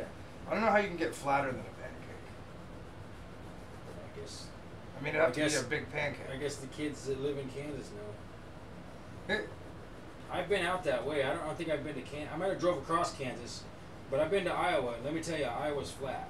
And I've been to Wyoming, and let me tell you, Wyoming is terrifyingly flat. Like, have you ever been to, you get out of the mountain range, the Rocky Mountains, and you get into Wyoming, and you're going east, and the sun's setting, like, the highway just goes to the vanishing point. Oh, yeah. And there's nothing. Yeah. Because there's nothing in Wyoming. There's like a couple cities, and there's nothing. There's no road signs. There's no telephone poles. There's no advertising. So it's just like, okay, it's already weird. And then the sun starts setting, and it gets darker. It's like, this is scary. There's nothing out here, man. Yeah. It's weird. In contrast with Idaho, which would be our biggest state if you flattened it out. It's got so many hills and. Really, would Idaho be the biggest? Well, I mean, Idaho. California would probably be. California and Alaska. It's just kind of a joke, but because it's so mountainy. So let's see. So are you still there, Channel Q? I got a question for Channel Q. If they're still in there, we can turn this around on them and invert it. Ask you a question, and you can type a lot. Boy, it's distracting to work live. Yeah. Well, you got a question? Yeah, I do have a question. I have a question. Have any of you guys heard of this, you know, being with the Warski stuff and looking at all these people that, see, everyone criticizes Warski Live and a lot of these guys for giving white nationalists and racists a chance to talk, but you learn so much more if you be nice to these people and let them talk. Like, I had never heard of this weird thing called the Northwestern Front, but apparently for years and years, they've had this idea to take over the Pacific Northwest and make it into the ethno-state. Well, I'm up here, so I don't really like this idea at all, you know. But I just am curious if any of you guys have heard of that. Have you ever heard of I think that's what they call it, the Northwestern Front? They've got a flag and a whole... I've heard about that, and they wanted to secede. Yeah, they encourage everyone to migrate, like, hey, if you're white, move to the Pacific Northwest, and then when we get enough of you, we'll tell them, screw you, and we'll take over. Like, yeah. It seems crazy to me. You're like,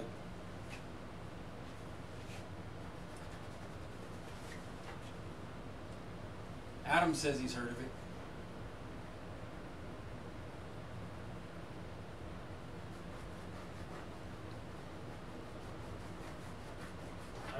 I really hate that everything has to be one way or the other. You know, and I know that people get frustrated watching all these guys. They give them a platform, and then they come up with some ideas that people like, or that they can't easily disprove. You know, correlating IQ to race and all these kind of things, and crime rates and colored people and all this. So then they're like, yeah, see, so we should have a white state for us. It's just like, that's a really lame argument in my opinion, you know. And I'm not saying that I have a better argument. I don't. To me, if there's a bunch of people of any one color that really think they absolutely have to go and have their very own place away from everybody else, well, by all means, go for it. I don't think anyone can succeed, because I don't think anyone has the political power or clout that they think they do. No, and the government wouldn't give up all those taxable incomes.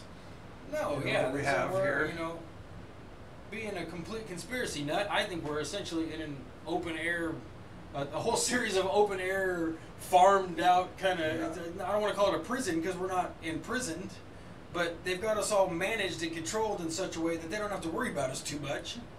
But we don't get to vote or uprise with weapons, or you know, we don't get to break away and say, that's it, now Texas is ours. And what? You think they won't call an airstrike in on you if you can pull that off? I think if anyone's going to pull it off, it'd be Texas.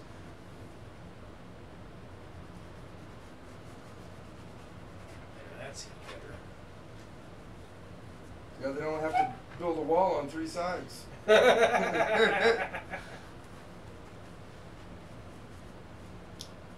I say we build a Trump and make the wall pay for it. Adam Laura says, for some reason there are a lot of fucking racists on YouTube, especially in comment sections. Now that's the truth. And there's a lot of racists. There's a lot of people preaching one thing or another, but you definitely see more racists than anything else. It seems like the internet encourages people, whether they're real racists or they just think they're funny, to say Jew, nigger, faggot, Jew, nigger, faggot, Jew, nigger, faggot over and over again on the comments section. And so, do you think that's just because people have been told they're not allowed to? Well, anonymity is a big factor. Yeah, anonymity, they're anonymous. You know, nobody knows who you are. You can say whatever you want and not have it impact your life too terribly. Yeah. I remember there was a famous Kurt Vonnegut quote that was like, if given the guarantee of no consequences, plenty of young men would be willing to experiment with murder.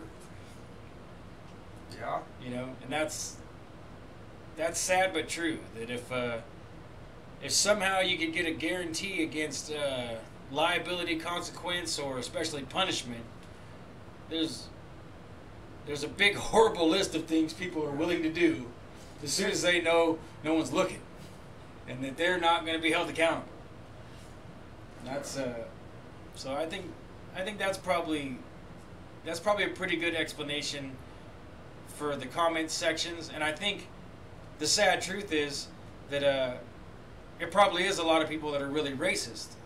Now there might be people that are also paid or encouraged to go look racist, whether they are or not. Or people just trying to get rises. Get a rise, you know, yeah. Trolls. But I still would default to the same thing on that as I said before. I think it's better to have somebody like Andy Worski say, yeah, come on and talk about what you think is right, no matter how obscene and far out it is to most people, so that those people aren't secretly hiding their intentions of their heart. And then we're dealing with them imagining that they're similar to us, or that they're not what they appear to be, is worse than someone being just what they are.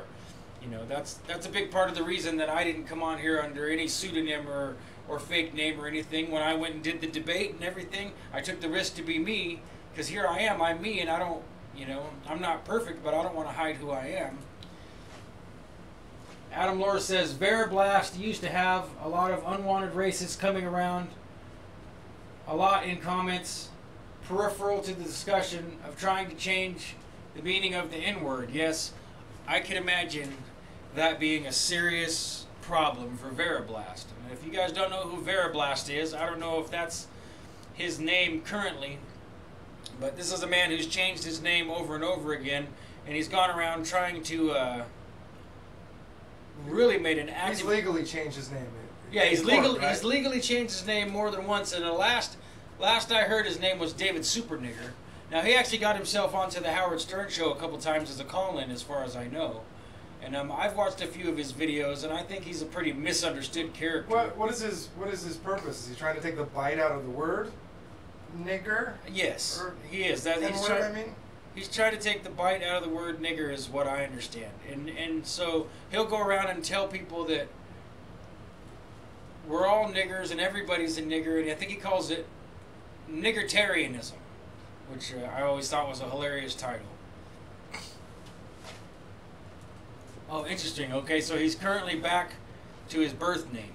But yeah, with his, I mean, I'm sure most people would find this guy and they think he's joking, he's kidding, he's trolling. Or he's trying to be an asshole or something. He's just trying to be an asshole. But he's just an eccentric character, and as far as I can tell, he's dead serious. He really thinks that it would be better if everyone would identify themselves as niggers and we could all be niggertarians and then move forward that way. And that would take the power out of it. It's even more than taking the power out of the word. I think he sees that as a way for everyone to have equal footing. To identify with each other better and become more like in tune as a like I think he saw it as a way to draw humanity together. Is that if we would all just decide that instead of hating anyone, and especially not liking the word nigger, that if we all agree that we're definitely niggers, then that empowers us all. That's the way I understood him to be. So, okay, so Adam Lohr says he is currently back to his birth name, but he wants to change it again to, I think, Nigga faggotard cunt. Nigga faggotard cunt. So if you've never looked up VARIBLAST or David Supernigger, he's definitely worth taking a look at. If you're not easily offended, obviously. If you are, should I call him up on the TV there or something? No, I don't know. Hey. He's another. I never thought of that, Adam. Do you think he'd come on and talk to us? Now that we could have a whole niggertarianism episode. That might be kind of cool. Because I would find that Is interesting. Adam's friends with him? Adam's known him for a long time. Whether or not they're currently calling themselves friends, I do not know.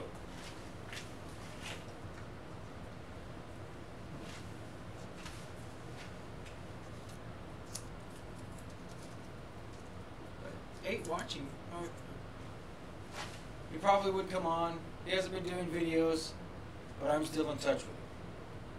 Cool. I know he's had some hard times. I've always liked the guy because I think he's misunderstood. Now I don't appreciate anyone that's just blatantly bigoted, racist, sexist.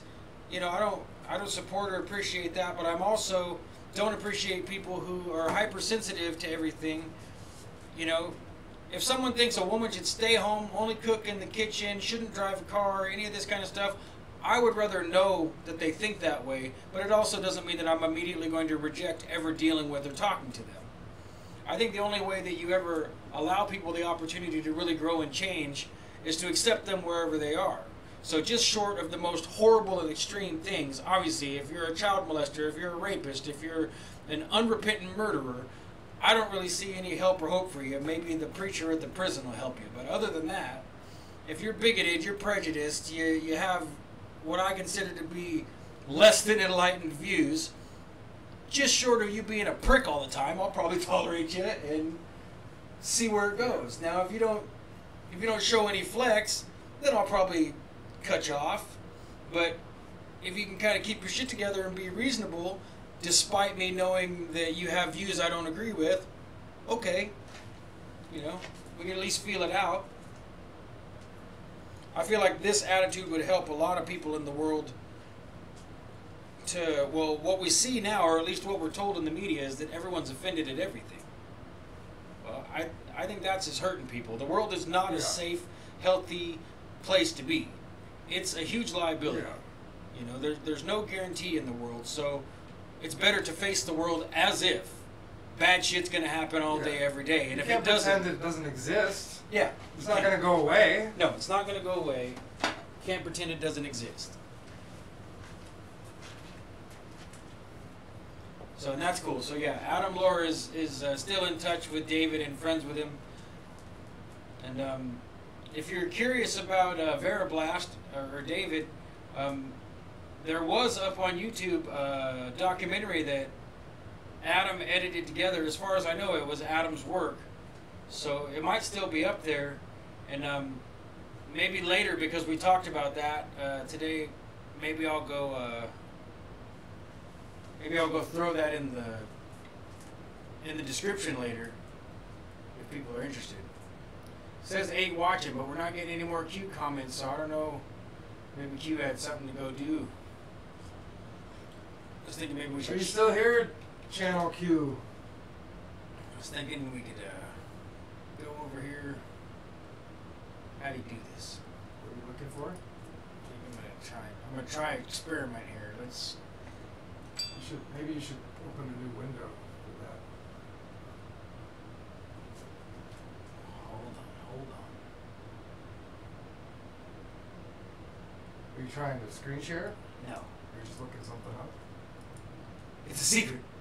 Just no, I was gonna go over here and see if we could go here. And what happens if we go like this?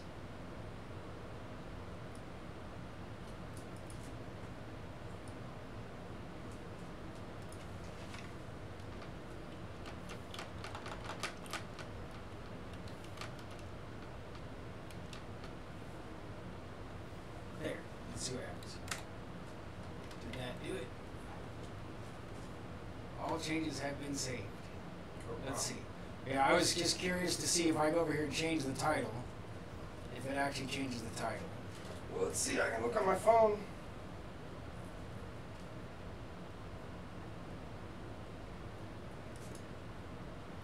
Oh, now I understand. Yep, it worked. Cool. That's cool. Nice. So yeah, we can change the title as we go. Oh, Channel Q's here. Oh yeah, I was doing something, just got back. It will. This guy's knowledgeable. She. Man, thank you. Maybe I'm the sexist man. Well, kinda. Maybe I gotta keep running the bathroom because I got bad gas. Woohoo! All that cheese yesterday, Jeff. Well.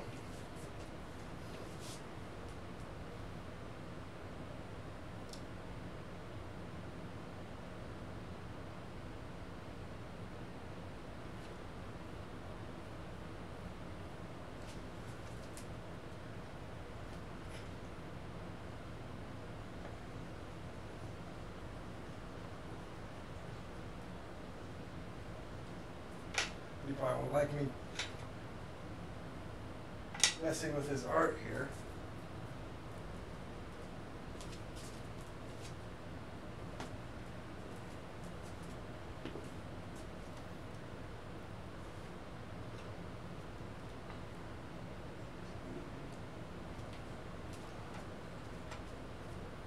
Yeah, no stain shake. Where's he at? Who? That's Nathan's name on mine. Oh. Stain shake. I wonder if Zen is out there. Oh, Zen. Adam Lore thinks he knows your brother. No. Do I have a brother? Not that I know of. What's his name? I do have a doppelganger, though. I always show up places and they're like, "Oh man, you were crazy last night." And I'm like, "Oh, that wasn't me." And they're like, "Oh, yeah." He seems nice.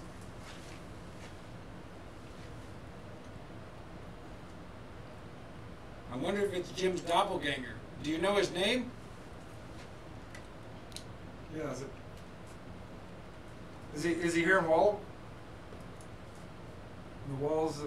Well, I think we've told people before where we are. Have we? It's not hard for people to figure out if they look up my name, because I'm right there on Facebook. And Should I say it? sure. We're here in Walla Walla. Walla Walla, Washington. Coming to you live from Walla Walla, Washington. We were Walla talking Big about Bang. Whirlpool washing machines in Walla Walla, Washington. What a good time. You know No, what? never mind, he says. Oh. Yeah, I think Walla Walla is a Native American term for water. water. That's the speculation, is that Walla Walla means water. It's so funny that water sounds like Walla. There's dreamy places. Two different words are similar in two different languages. Yeah, that's never been truly confirmed that Walla Walla means water. Now, there is a lot of water in this valley. That's true. My mother always told me that it meant land of many waters. Right. But I figured it was just water. We're here in the Walla Walla Valley where it used to be mostly famous for onions, but now we got onions and wine. And believe it or not, the Walla Walla Washing Machine Company was a real place. There was a Walla Walla washing machine company? There was, and Acme Manufacturing actually used to be here too. Is that weird or what? That's pretty cool. They make sledgehammers and giant slingshots. Yeah, enormous magnets. Yeah. So I'm gonna take the risk here and do what Jim said and do something more bold here. So let's give this Bogdanov some hair. 'Cause that line seems right there. Thanks, Channel Q. She said my grandmother's correct.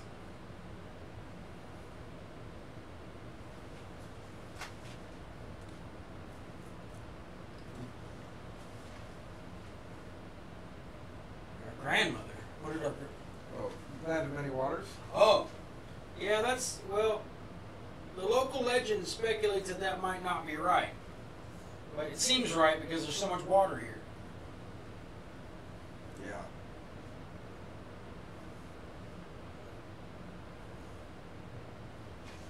Does that look tucked behind his ear? Well, yeah, he needs ears first. Just doing hair right now. That's right.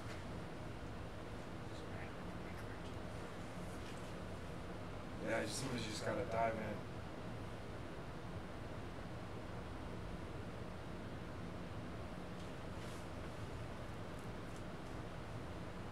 Just kind of put that line there.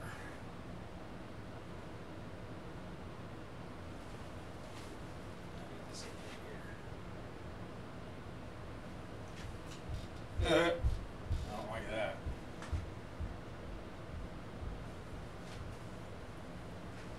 I got really confused the last time I went camping because I brought my cat with me.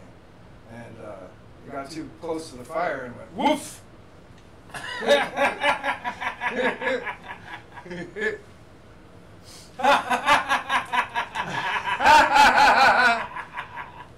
Well, unfortunately, your grandmother, Jim's grandmother, and Urban Dictionary are both right. Walla Walla unfortunately does mean drug addicts. As a matter of fact, we've got a nice camp that they spent a bunch of money on, and they've got them all in things that look like covered wagons with no wheels, and they got like some garbage cans to keep their stuff in with a padlock, and some porta potties, and they kick them all out in the morning, and so they all mill around in the street and wait for them to open it back up. Well, they usually just sit there on their cell phones. It's so strange, man. On the way to work, you can drive by and the homeless people are just laying with their head on the curb and they're looking at their cell phone waiting for the homeless camp to open back up so they can get in and get into their little wheelless covered wagons. Yeah, my grandmother didn't write the Urban Dictionary, but she uses it a lot for reference.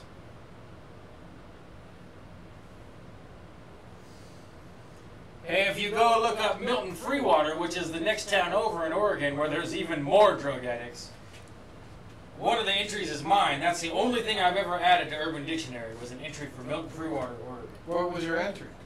Oh, pretty honest, just like Milton Freewater's stupid and it sucks. And well, the story of Milton Freewater, Oregon, for those of you that are luckily unfamiliar with this small town, is that they came and they started a little town there called Milton, and it was a dry town, so no alcohol. So all the people that wanted to drink went about 4 miles away and started a new town where they could drink, and they called it Freewater because anyone that would move out of Milton and come to the town where you could drink would get free water hookup from the city. And that's the story of the two towns, Milton and Freewater. And eventually, as time went on and time passed, they became one municipal city. And so now it's Milton Freewater. And for a long time, it was the only town, allegedly the only town, with a hyphen in its name at the post office. Now, there's not a hyphen anymore. They've since removed that. But there was a time when it was Milton-Freewater. And if you're over here in this part of the world, don't go. There's no reason to go to Milton Freewater. Walla Walla's a nice place. There's drug addicts here, but it's still a nice place. I can't tell you what the, you know, unless you're trying to like buy a truck that probably doesn't run, I wouldn't go. Well, they got fruit trees. That's true. There's fruit. But yeah, you don't have to be there. Well, there's things you can buy at the labor camp.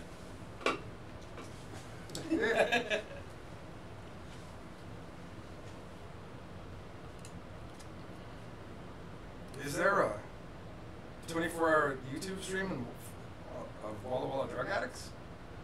Your drug addicts are on a 24-hour YouTube stream. I have heard that it's... Look at here, Adam's defending his hometown. Adam Laura is right. Walla Walla is frequently voted in the very top, nicest towns in America. You know, I mean, we're being funny. You know, there are people obviously on drugs in Walla Walla, but there's a stream you've seen on Walla Walla. Well, I'll have to look that up because that sounds interesting. I'm gonna have to look. See it right now. But Walla Walla is like the most ideal, picturesque. Like it's like Mayberry. This is like, this is essential small town life, 2018. It's like, there's seasonal weather here. There's lots of retired people here. The wine industry is booming here. There's really low crime rate. It's technically not even a Walmart. Yeah, technically there's not even a Walmart. That's in the little town next door. Now you're getting into the deep lore.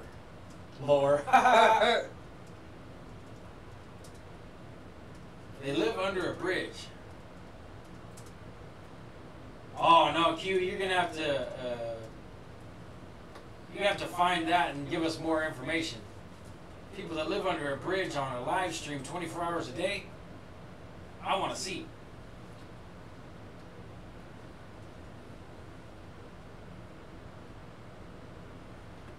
Yeah, it's hard to.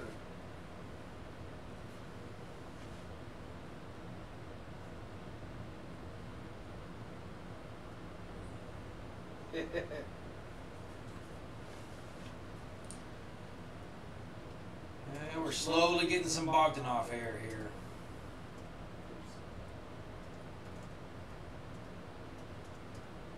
What's the time getting to be? How long have we been on here? It's 9:17. 9:17. That's not bad. Just trying to think. I guess I'll draw a little bit more hair. Press 1 if you want to hear more songs, I guess. Press 2 if you want something else. Or type it in, I guess. Yeah, press 1 if you want more songs, and if you have requests or specific information that you would like us to cover during this inaugural OBS live stream. Oh, down to there one. we go. All right. All right. What should we play? I think we should do something with guitar and piano if you want. Is this thing on?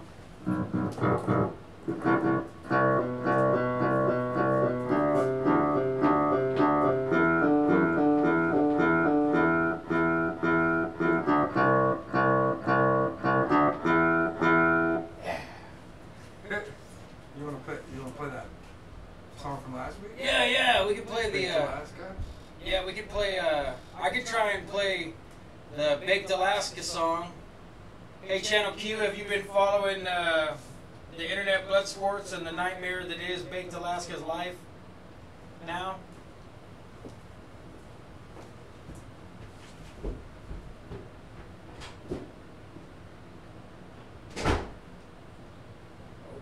lost him. Now I feel the pressure. So I'm kind of rushing on the hair. All right. That's at least a little bit of work on the Bogdanov. Let's see here. What do I do with that pick?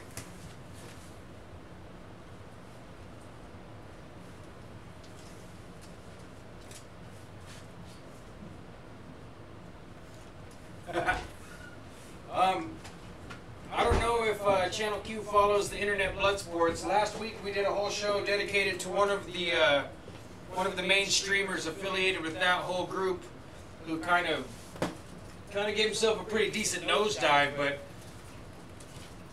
in a more cynical way, some pretty good art and music and memes came out of him ruining his life live for the internet. So we were participating on that side. I don't remember. I don't think I know this. Oh, it's only 2 chords. You can just improvise on it. But you were talking about the other one. The one that we came up with. I want to play that one too. Don't be fake.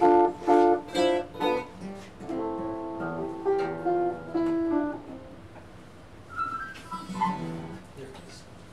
Lost my stool. Well, let me get that.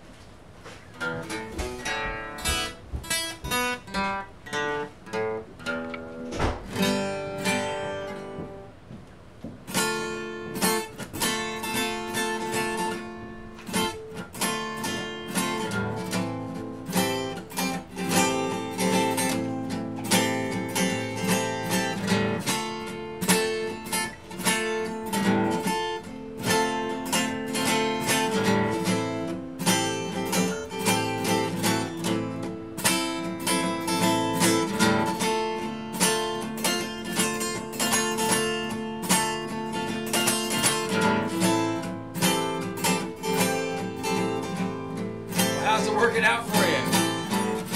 Lost about 700 fucking subs. Got a guy on here advocating pedophilia and his life's ruined. You're fucking live. We ask you, why are you taking this creative direction? And you say it's because my manager told me to. Well, what the fuck does he know? Baked Alaska, what a wanker. Look at you dead, you dumb son of a bitch. Now you just look like shit. Baked Alaska, what a wanker. Look at you dead, you dumb son of a bitch. Now you just look like baked so cancerous. Live in Los Angeles. Scandalous, getting cucked out by all of his managers. What have I seen? Getting busted by a gem on a live stream. Kicking it with another autistic Charlie Sheen.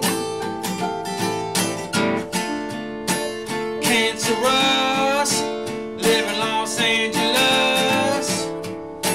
Scandalous, getting cucked by your managers. Scandalous, so cancerous.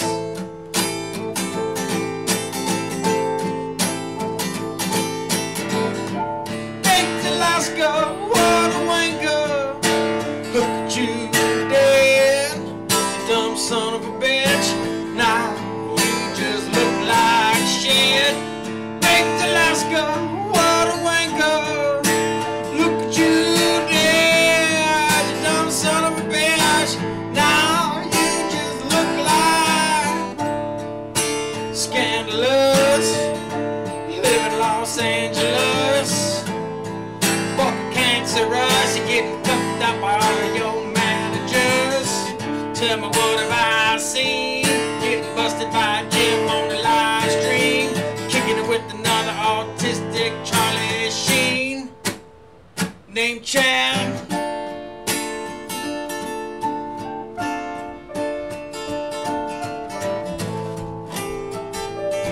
Can you guys hear the piano or not?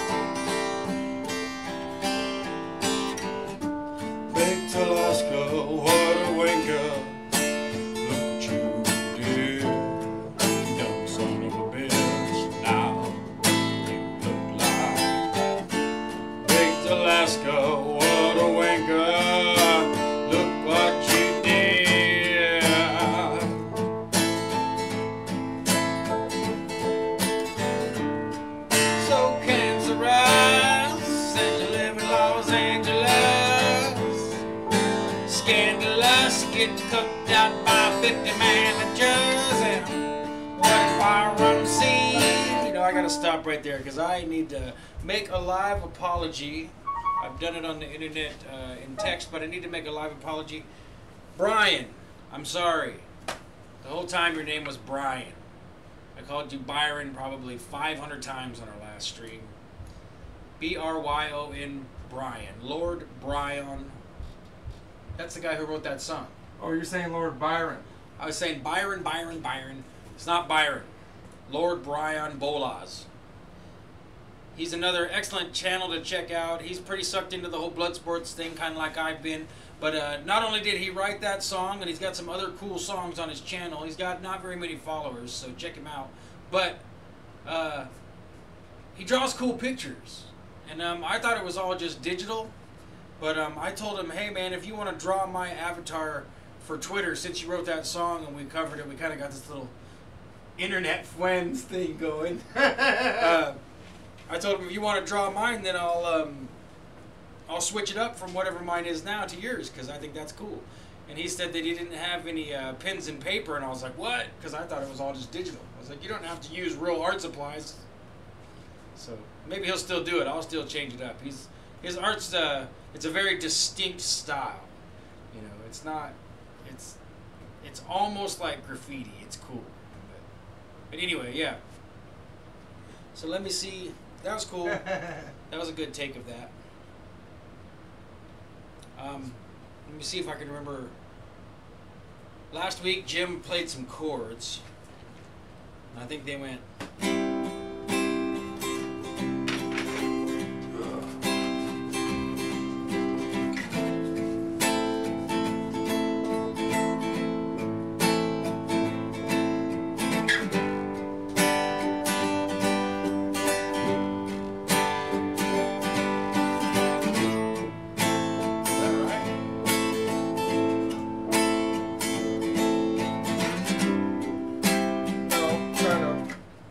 Do you remember? Okay.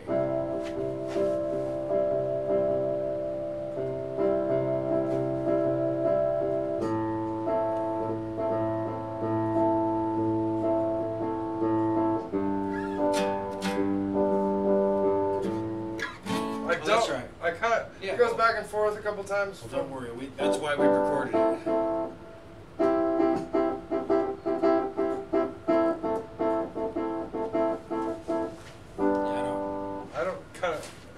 So it was like.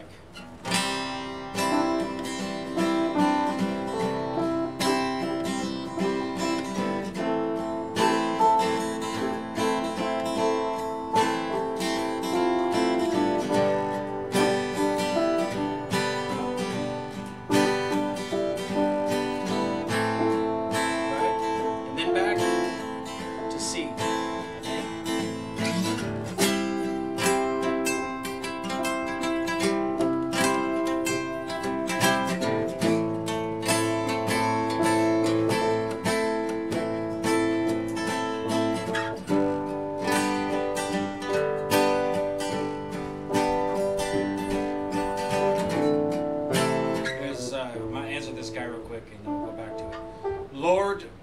Bryon, B-R-Y-O-N, Bolaz, B-O-L-A-Z. He's the one that wrote that other song that we just played, and he wrote it all about this, the fiasco of the YouTube streamer Baked Alaska. Hold on, we got to reset the air in here. Okay. All right, That's now better. this other song kind of got turned into lyrics about singing about not being fake, but 1, 2, 3. Was this one? 4. Can you guys hear the piano or not? I need an answer on that.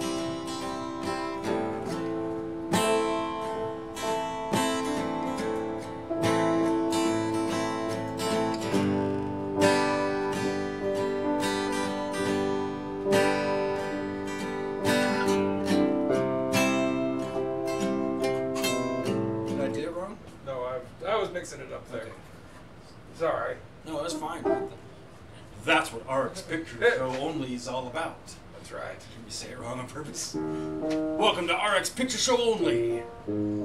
It's RX Picture Only Show. RX Show Only Pictures.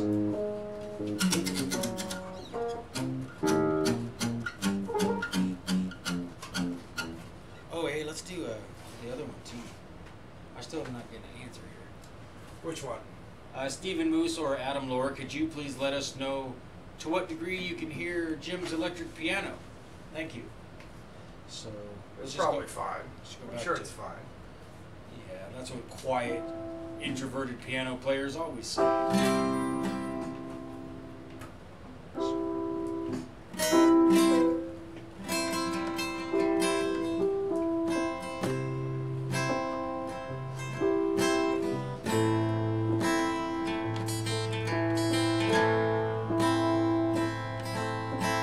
Thanks, Q. We'll see you next time, man. Come on back. And maybe we'll have you on next week. Let's plan for it.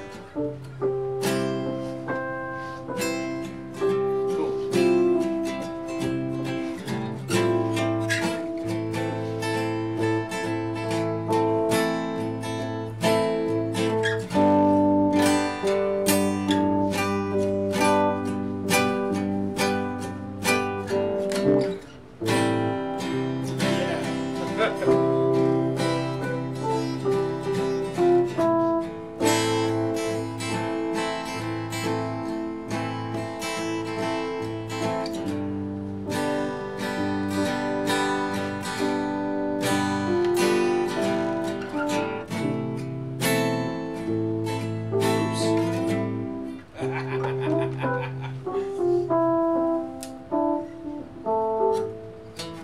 Maybe that's what we should try, like 1, 2, 3, 4, 1, 2, 3, 4.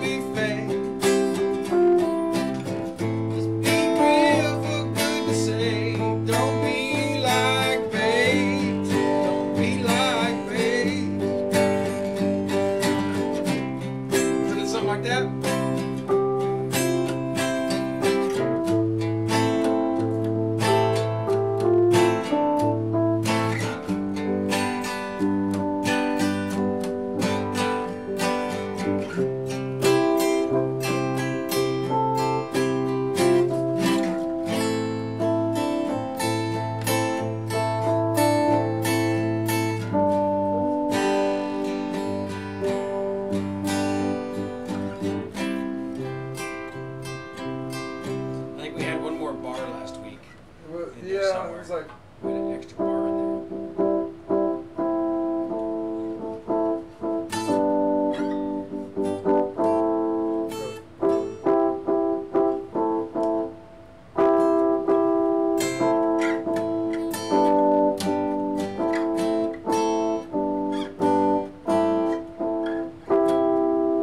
So it was like, It did go kind of back and forth. A little bit.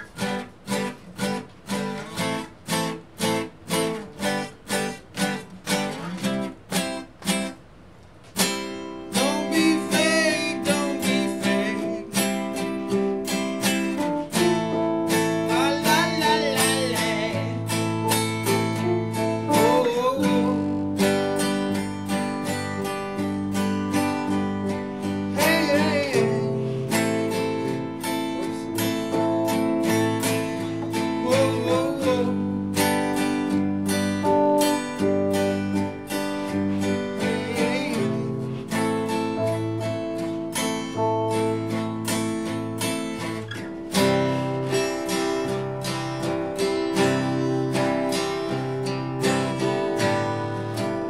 Oops. I went all straight to G. That doesn't work. I like that though. We'll have to go back to the other stream. Yeah. We're gonna have to do the work to chop up these streams. Yeah. And on that note, we're done, folks. That's it. Have a good night. Okay, bye.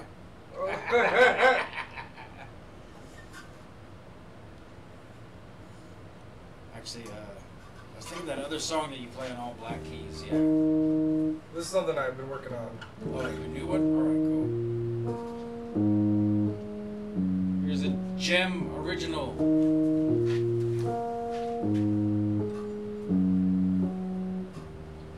I don't have second, or it's kind of all I've got so far.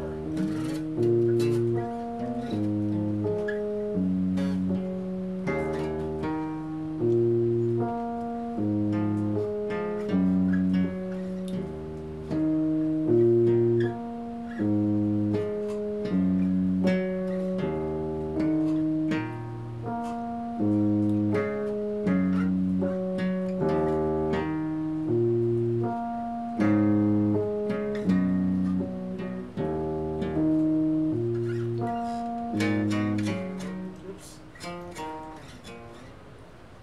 It's kind of, it's in progress. I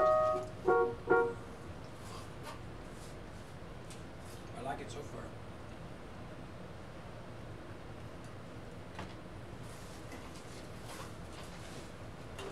So let's see, what should we do now? Oh no. I feel bad for eating on camera.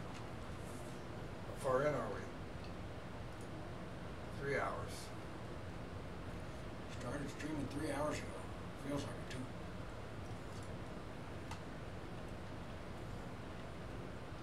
So what do you guys think?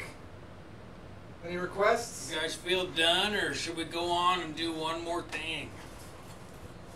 What do you want from us, YouTube viewers?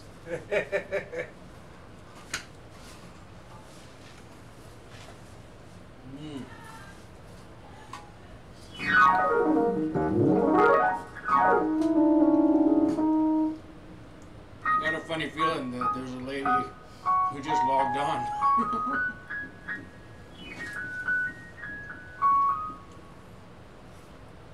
Adam Lore.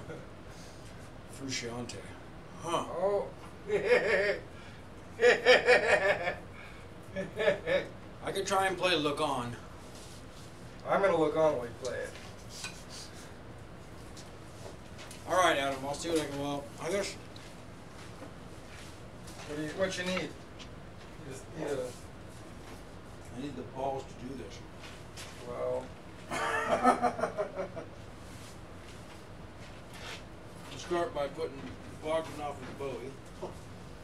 That's how you get Frusciante. logging off Beckin Bowie. Yeah, yeah. If you're trying to figure out how to get Frusciante, first alchemically combine Bogdanov, Beck, and Bowie. Well, And the three B's create an F. Bowie, Beckin's Bogdanov. Bowie beckons Bogdanov because the bogs swallow the dogs. The diamond. Bittersweet So let's see. oysters. Shante.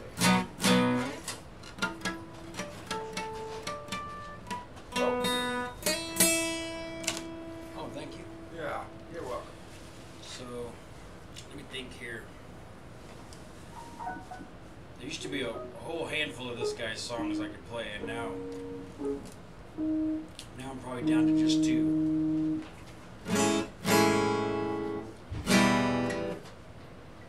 Start with this. Okay, I'm gonna review here for a second, and then I'm gonna try and play it.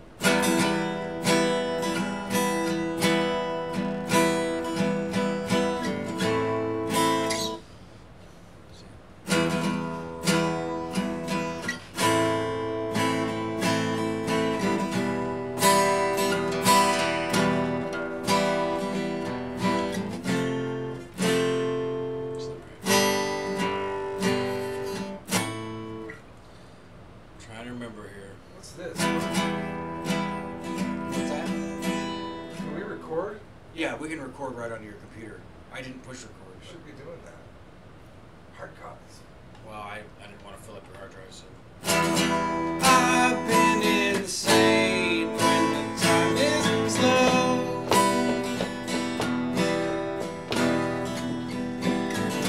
The pulp don't matter when the pulp is your seed. Don't you think? Nope. That's not right. Couldn't you have thought of something harder for him to play, Adam? Yeah, he can. Don't ask him that. I've been insane. I've been insane when the time is slow. The pulp don't matter when the pulp is your seed. Don't you think when you're around the world? Around your Alright, that's how it goes. So.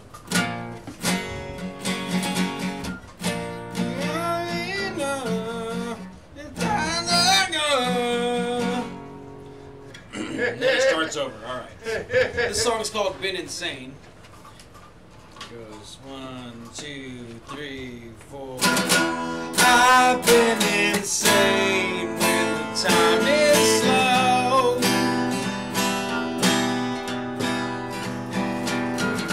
The pulp don't matter when the pulp is your seed. Don't you feel when you're around the world, around your thumb? You wanna be numb inside the gun. I've been in pain, I hope it doesn't show.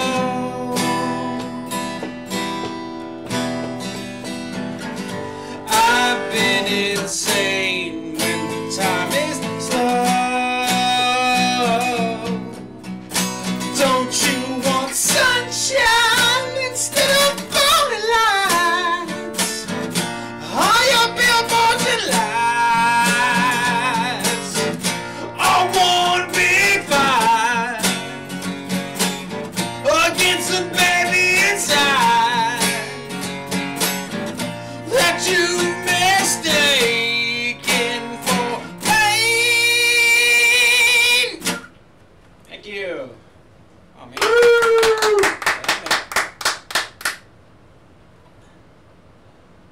Start extra low and go extra high.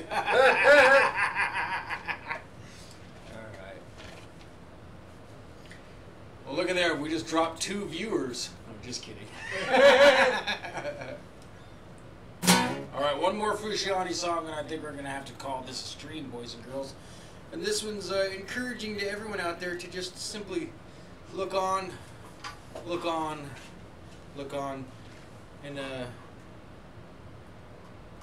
if you see my girlfriend, and I'm not talking about the woman I love and live with, but that other girlfriend with the long beard that looks like a wizard, poke him in the eye for me because he was supposed to be here tonight.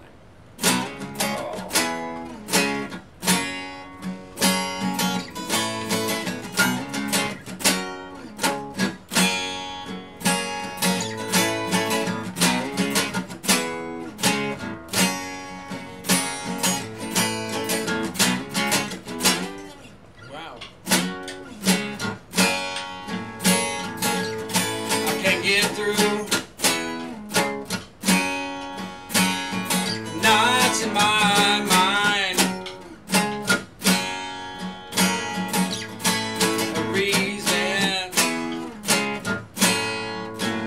Ooh, I'm not happy with that at all. I don't like it. It doesn't feel good. It doesn't feel good. It doesn't. We're gonna cancel the Frusciante and replace it with some Chris Christopherson and then call it tonight.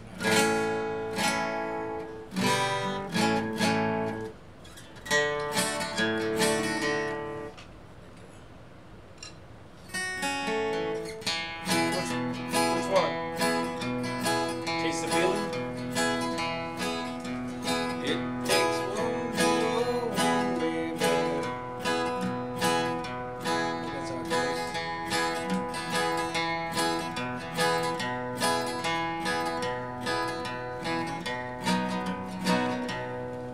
Huh.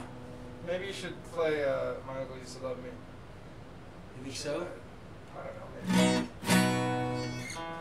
I don't know Chasing the Feeling. You don't, what's that? I don't know Chasing the Feeling. Hold on, we gotta... Yeah.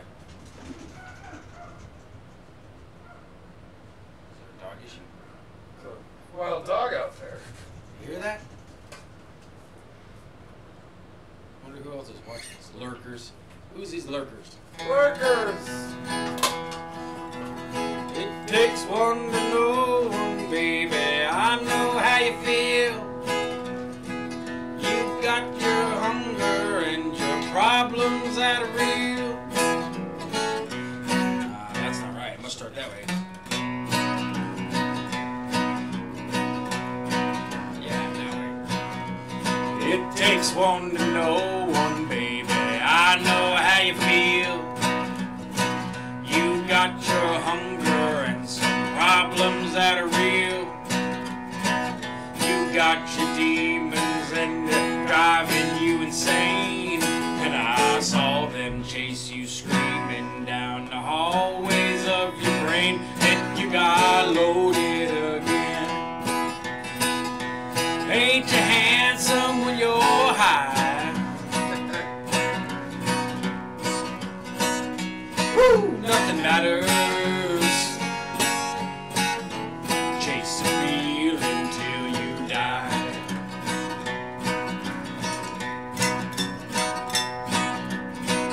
Let it get right in there, baby. Let it run your life. Let it run your children off and let it run your wife. Let it take the joy you love and turn into despair. You know you knew better, baby. You just didn't care, so you got loaded again. Ain't you handsome when you're high? Woo! Nothing matters. Chase a feeling till you die.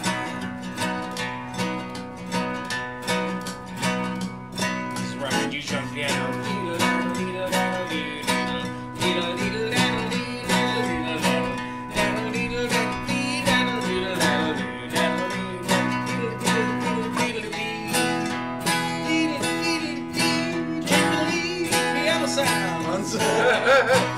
Don't blame Jim. I don't know this song. I didn't ask him to learn this. So we go. Deedle deedle deedle. Deedle deedle.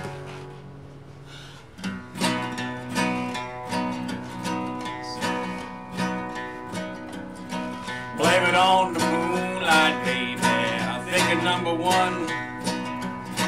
Tangled up into when you were shining like like the sun with a pretty hunger who was younger than her eyes. In a bowl of cosmic thunder, it's a wonder you're alive, but you got loaded again. Ain't you handsome when you're high? Woo, nothing matters. Chase the feeling till you die. It's not true that nothing matters. Please don't chase a feeling. Please don't die.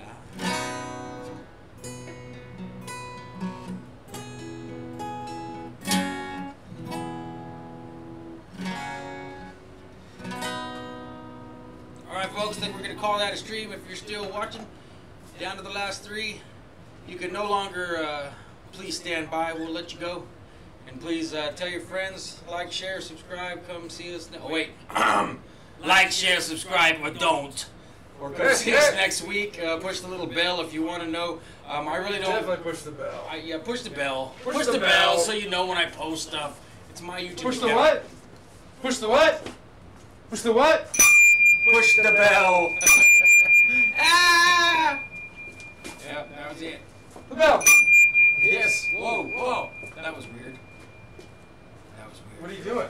Are we still on? We are. I tried to push the button. All right.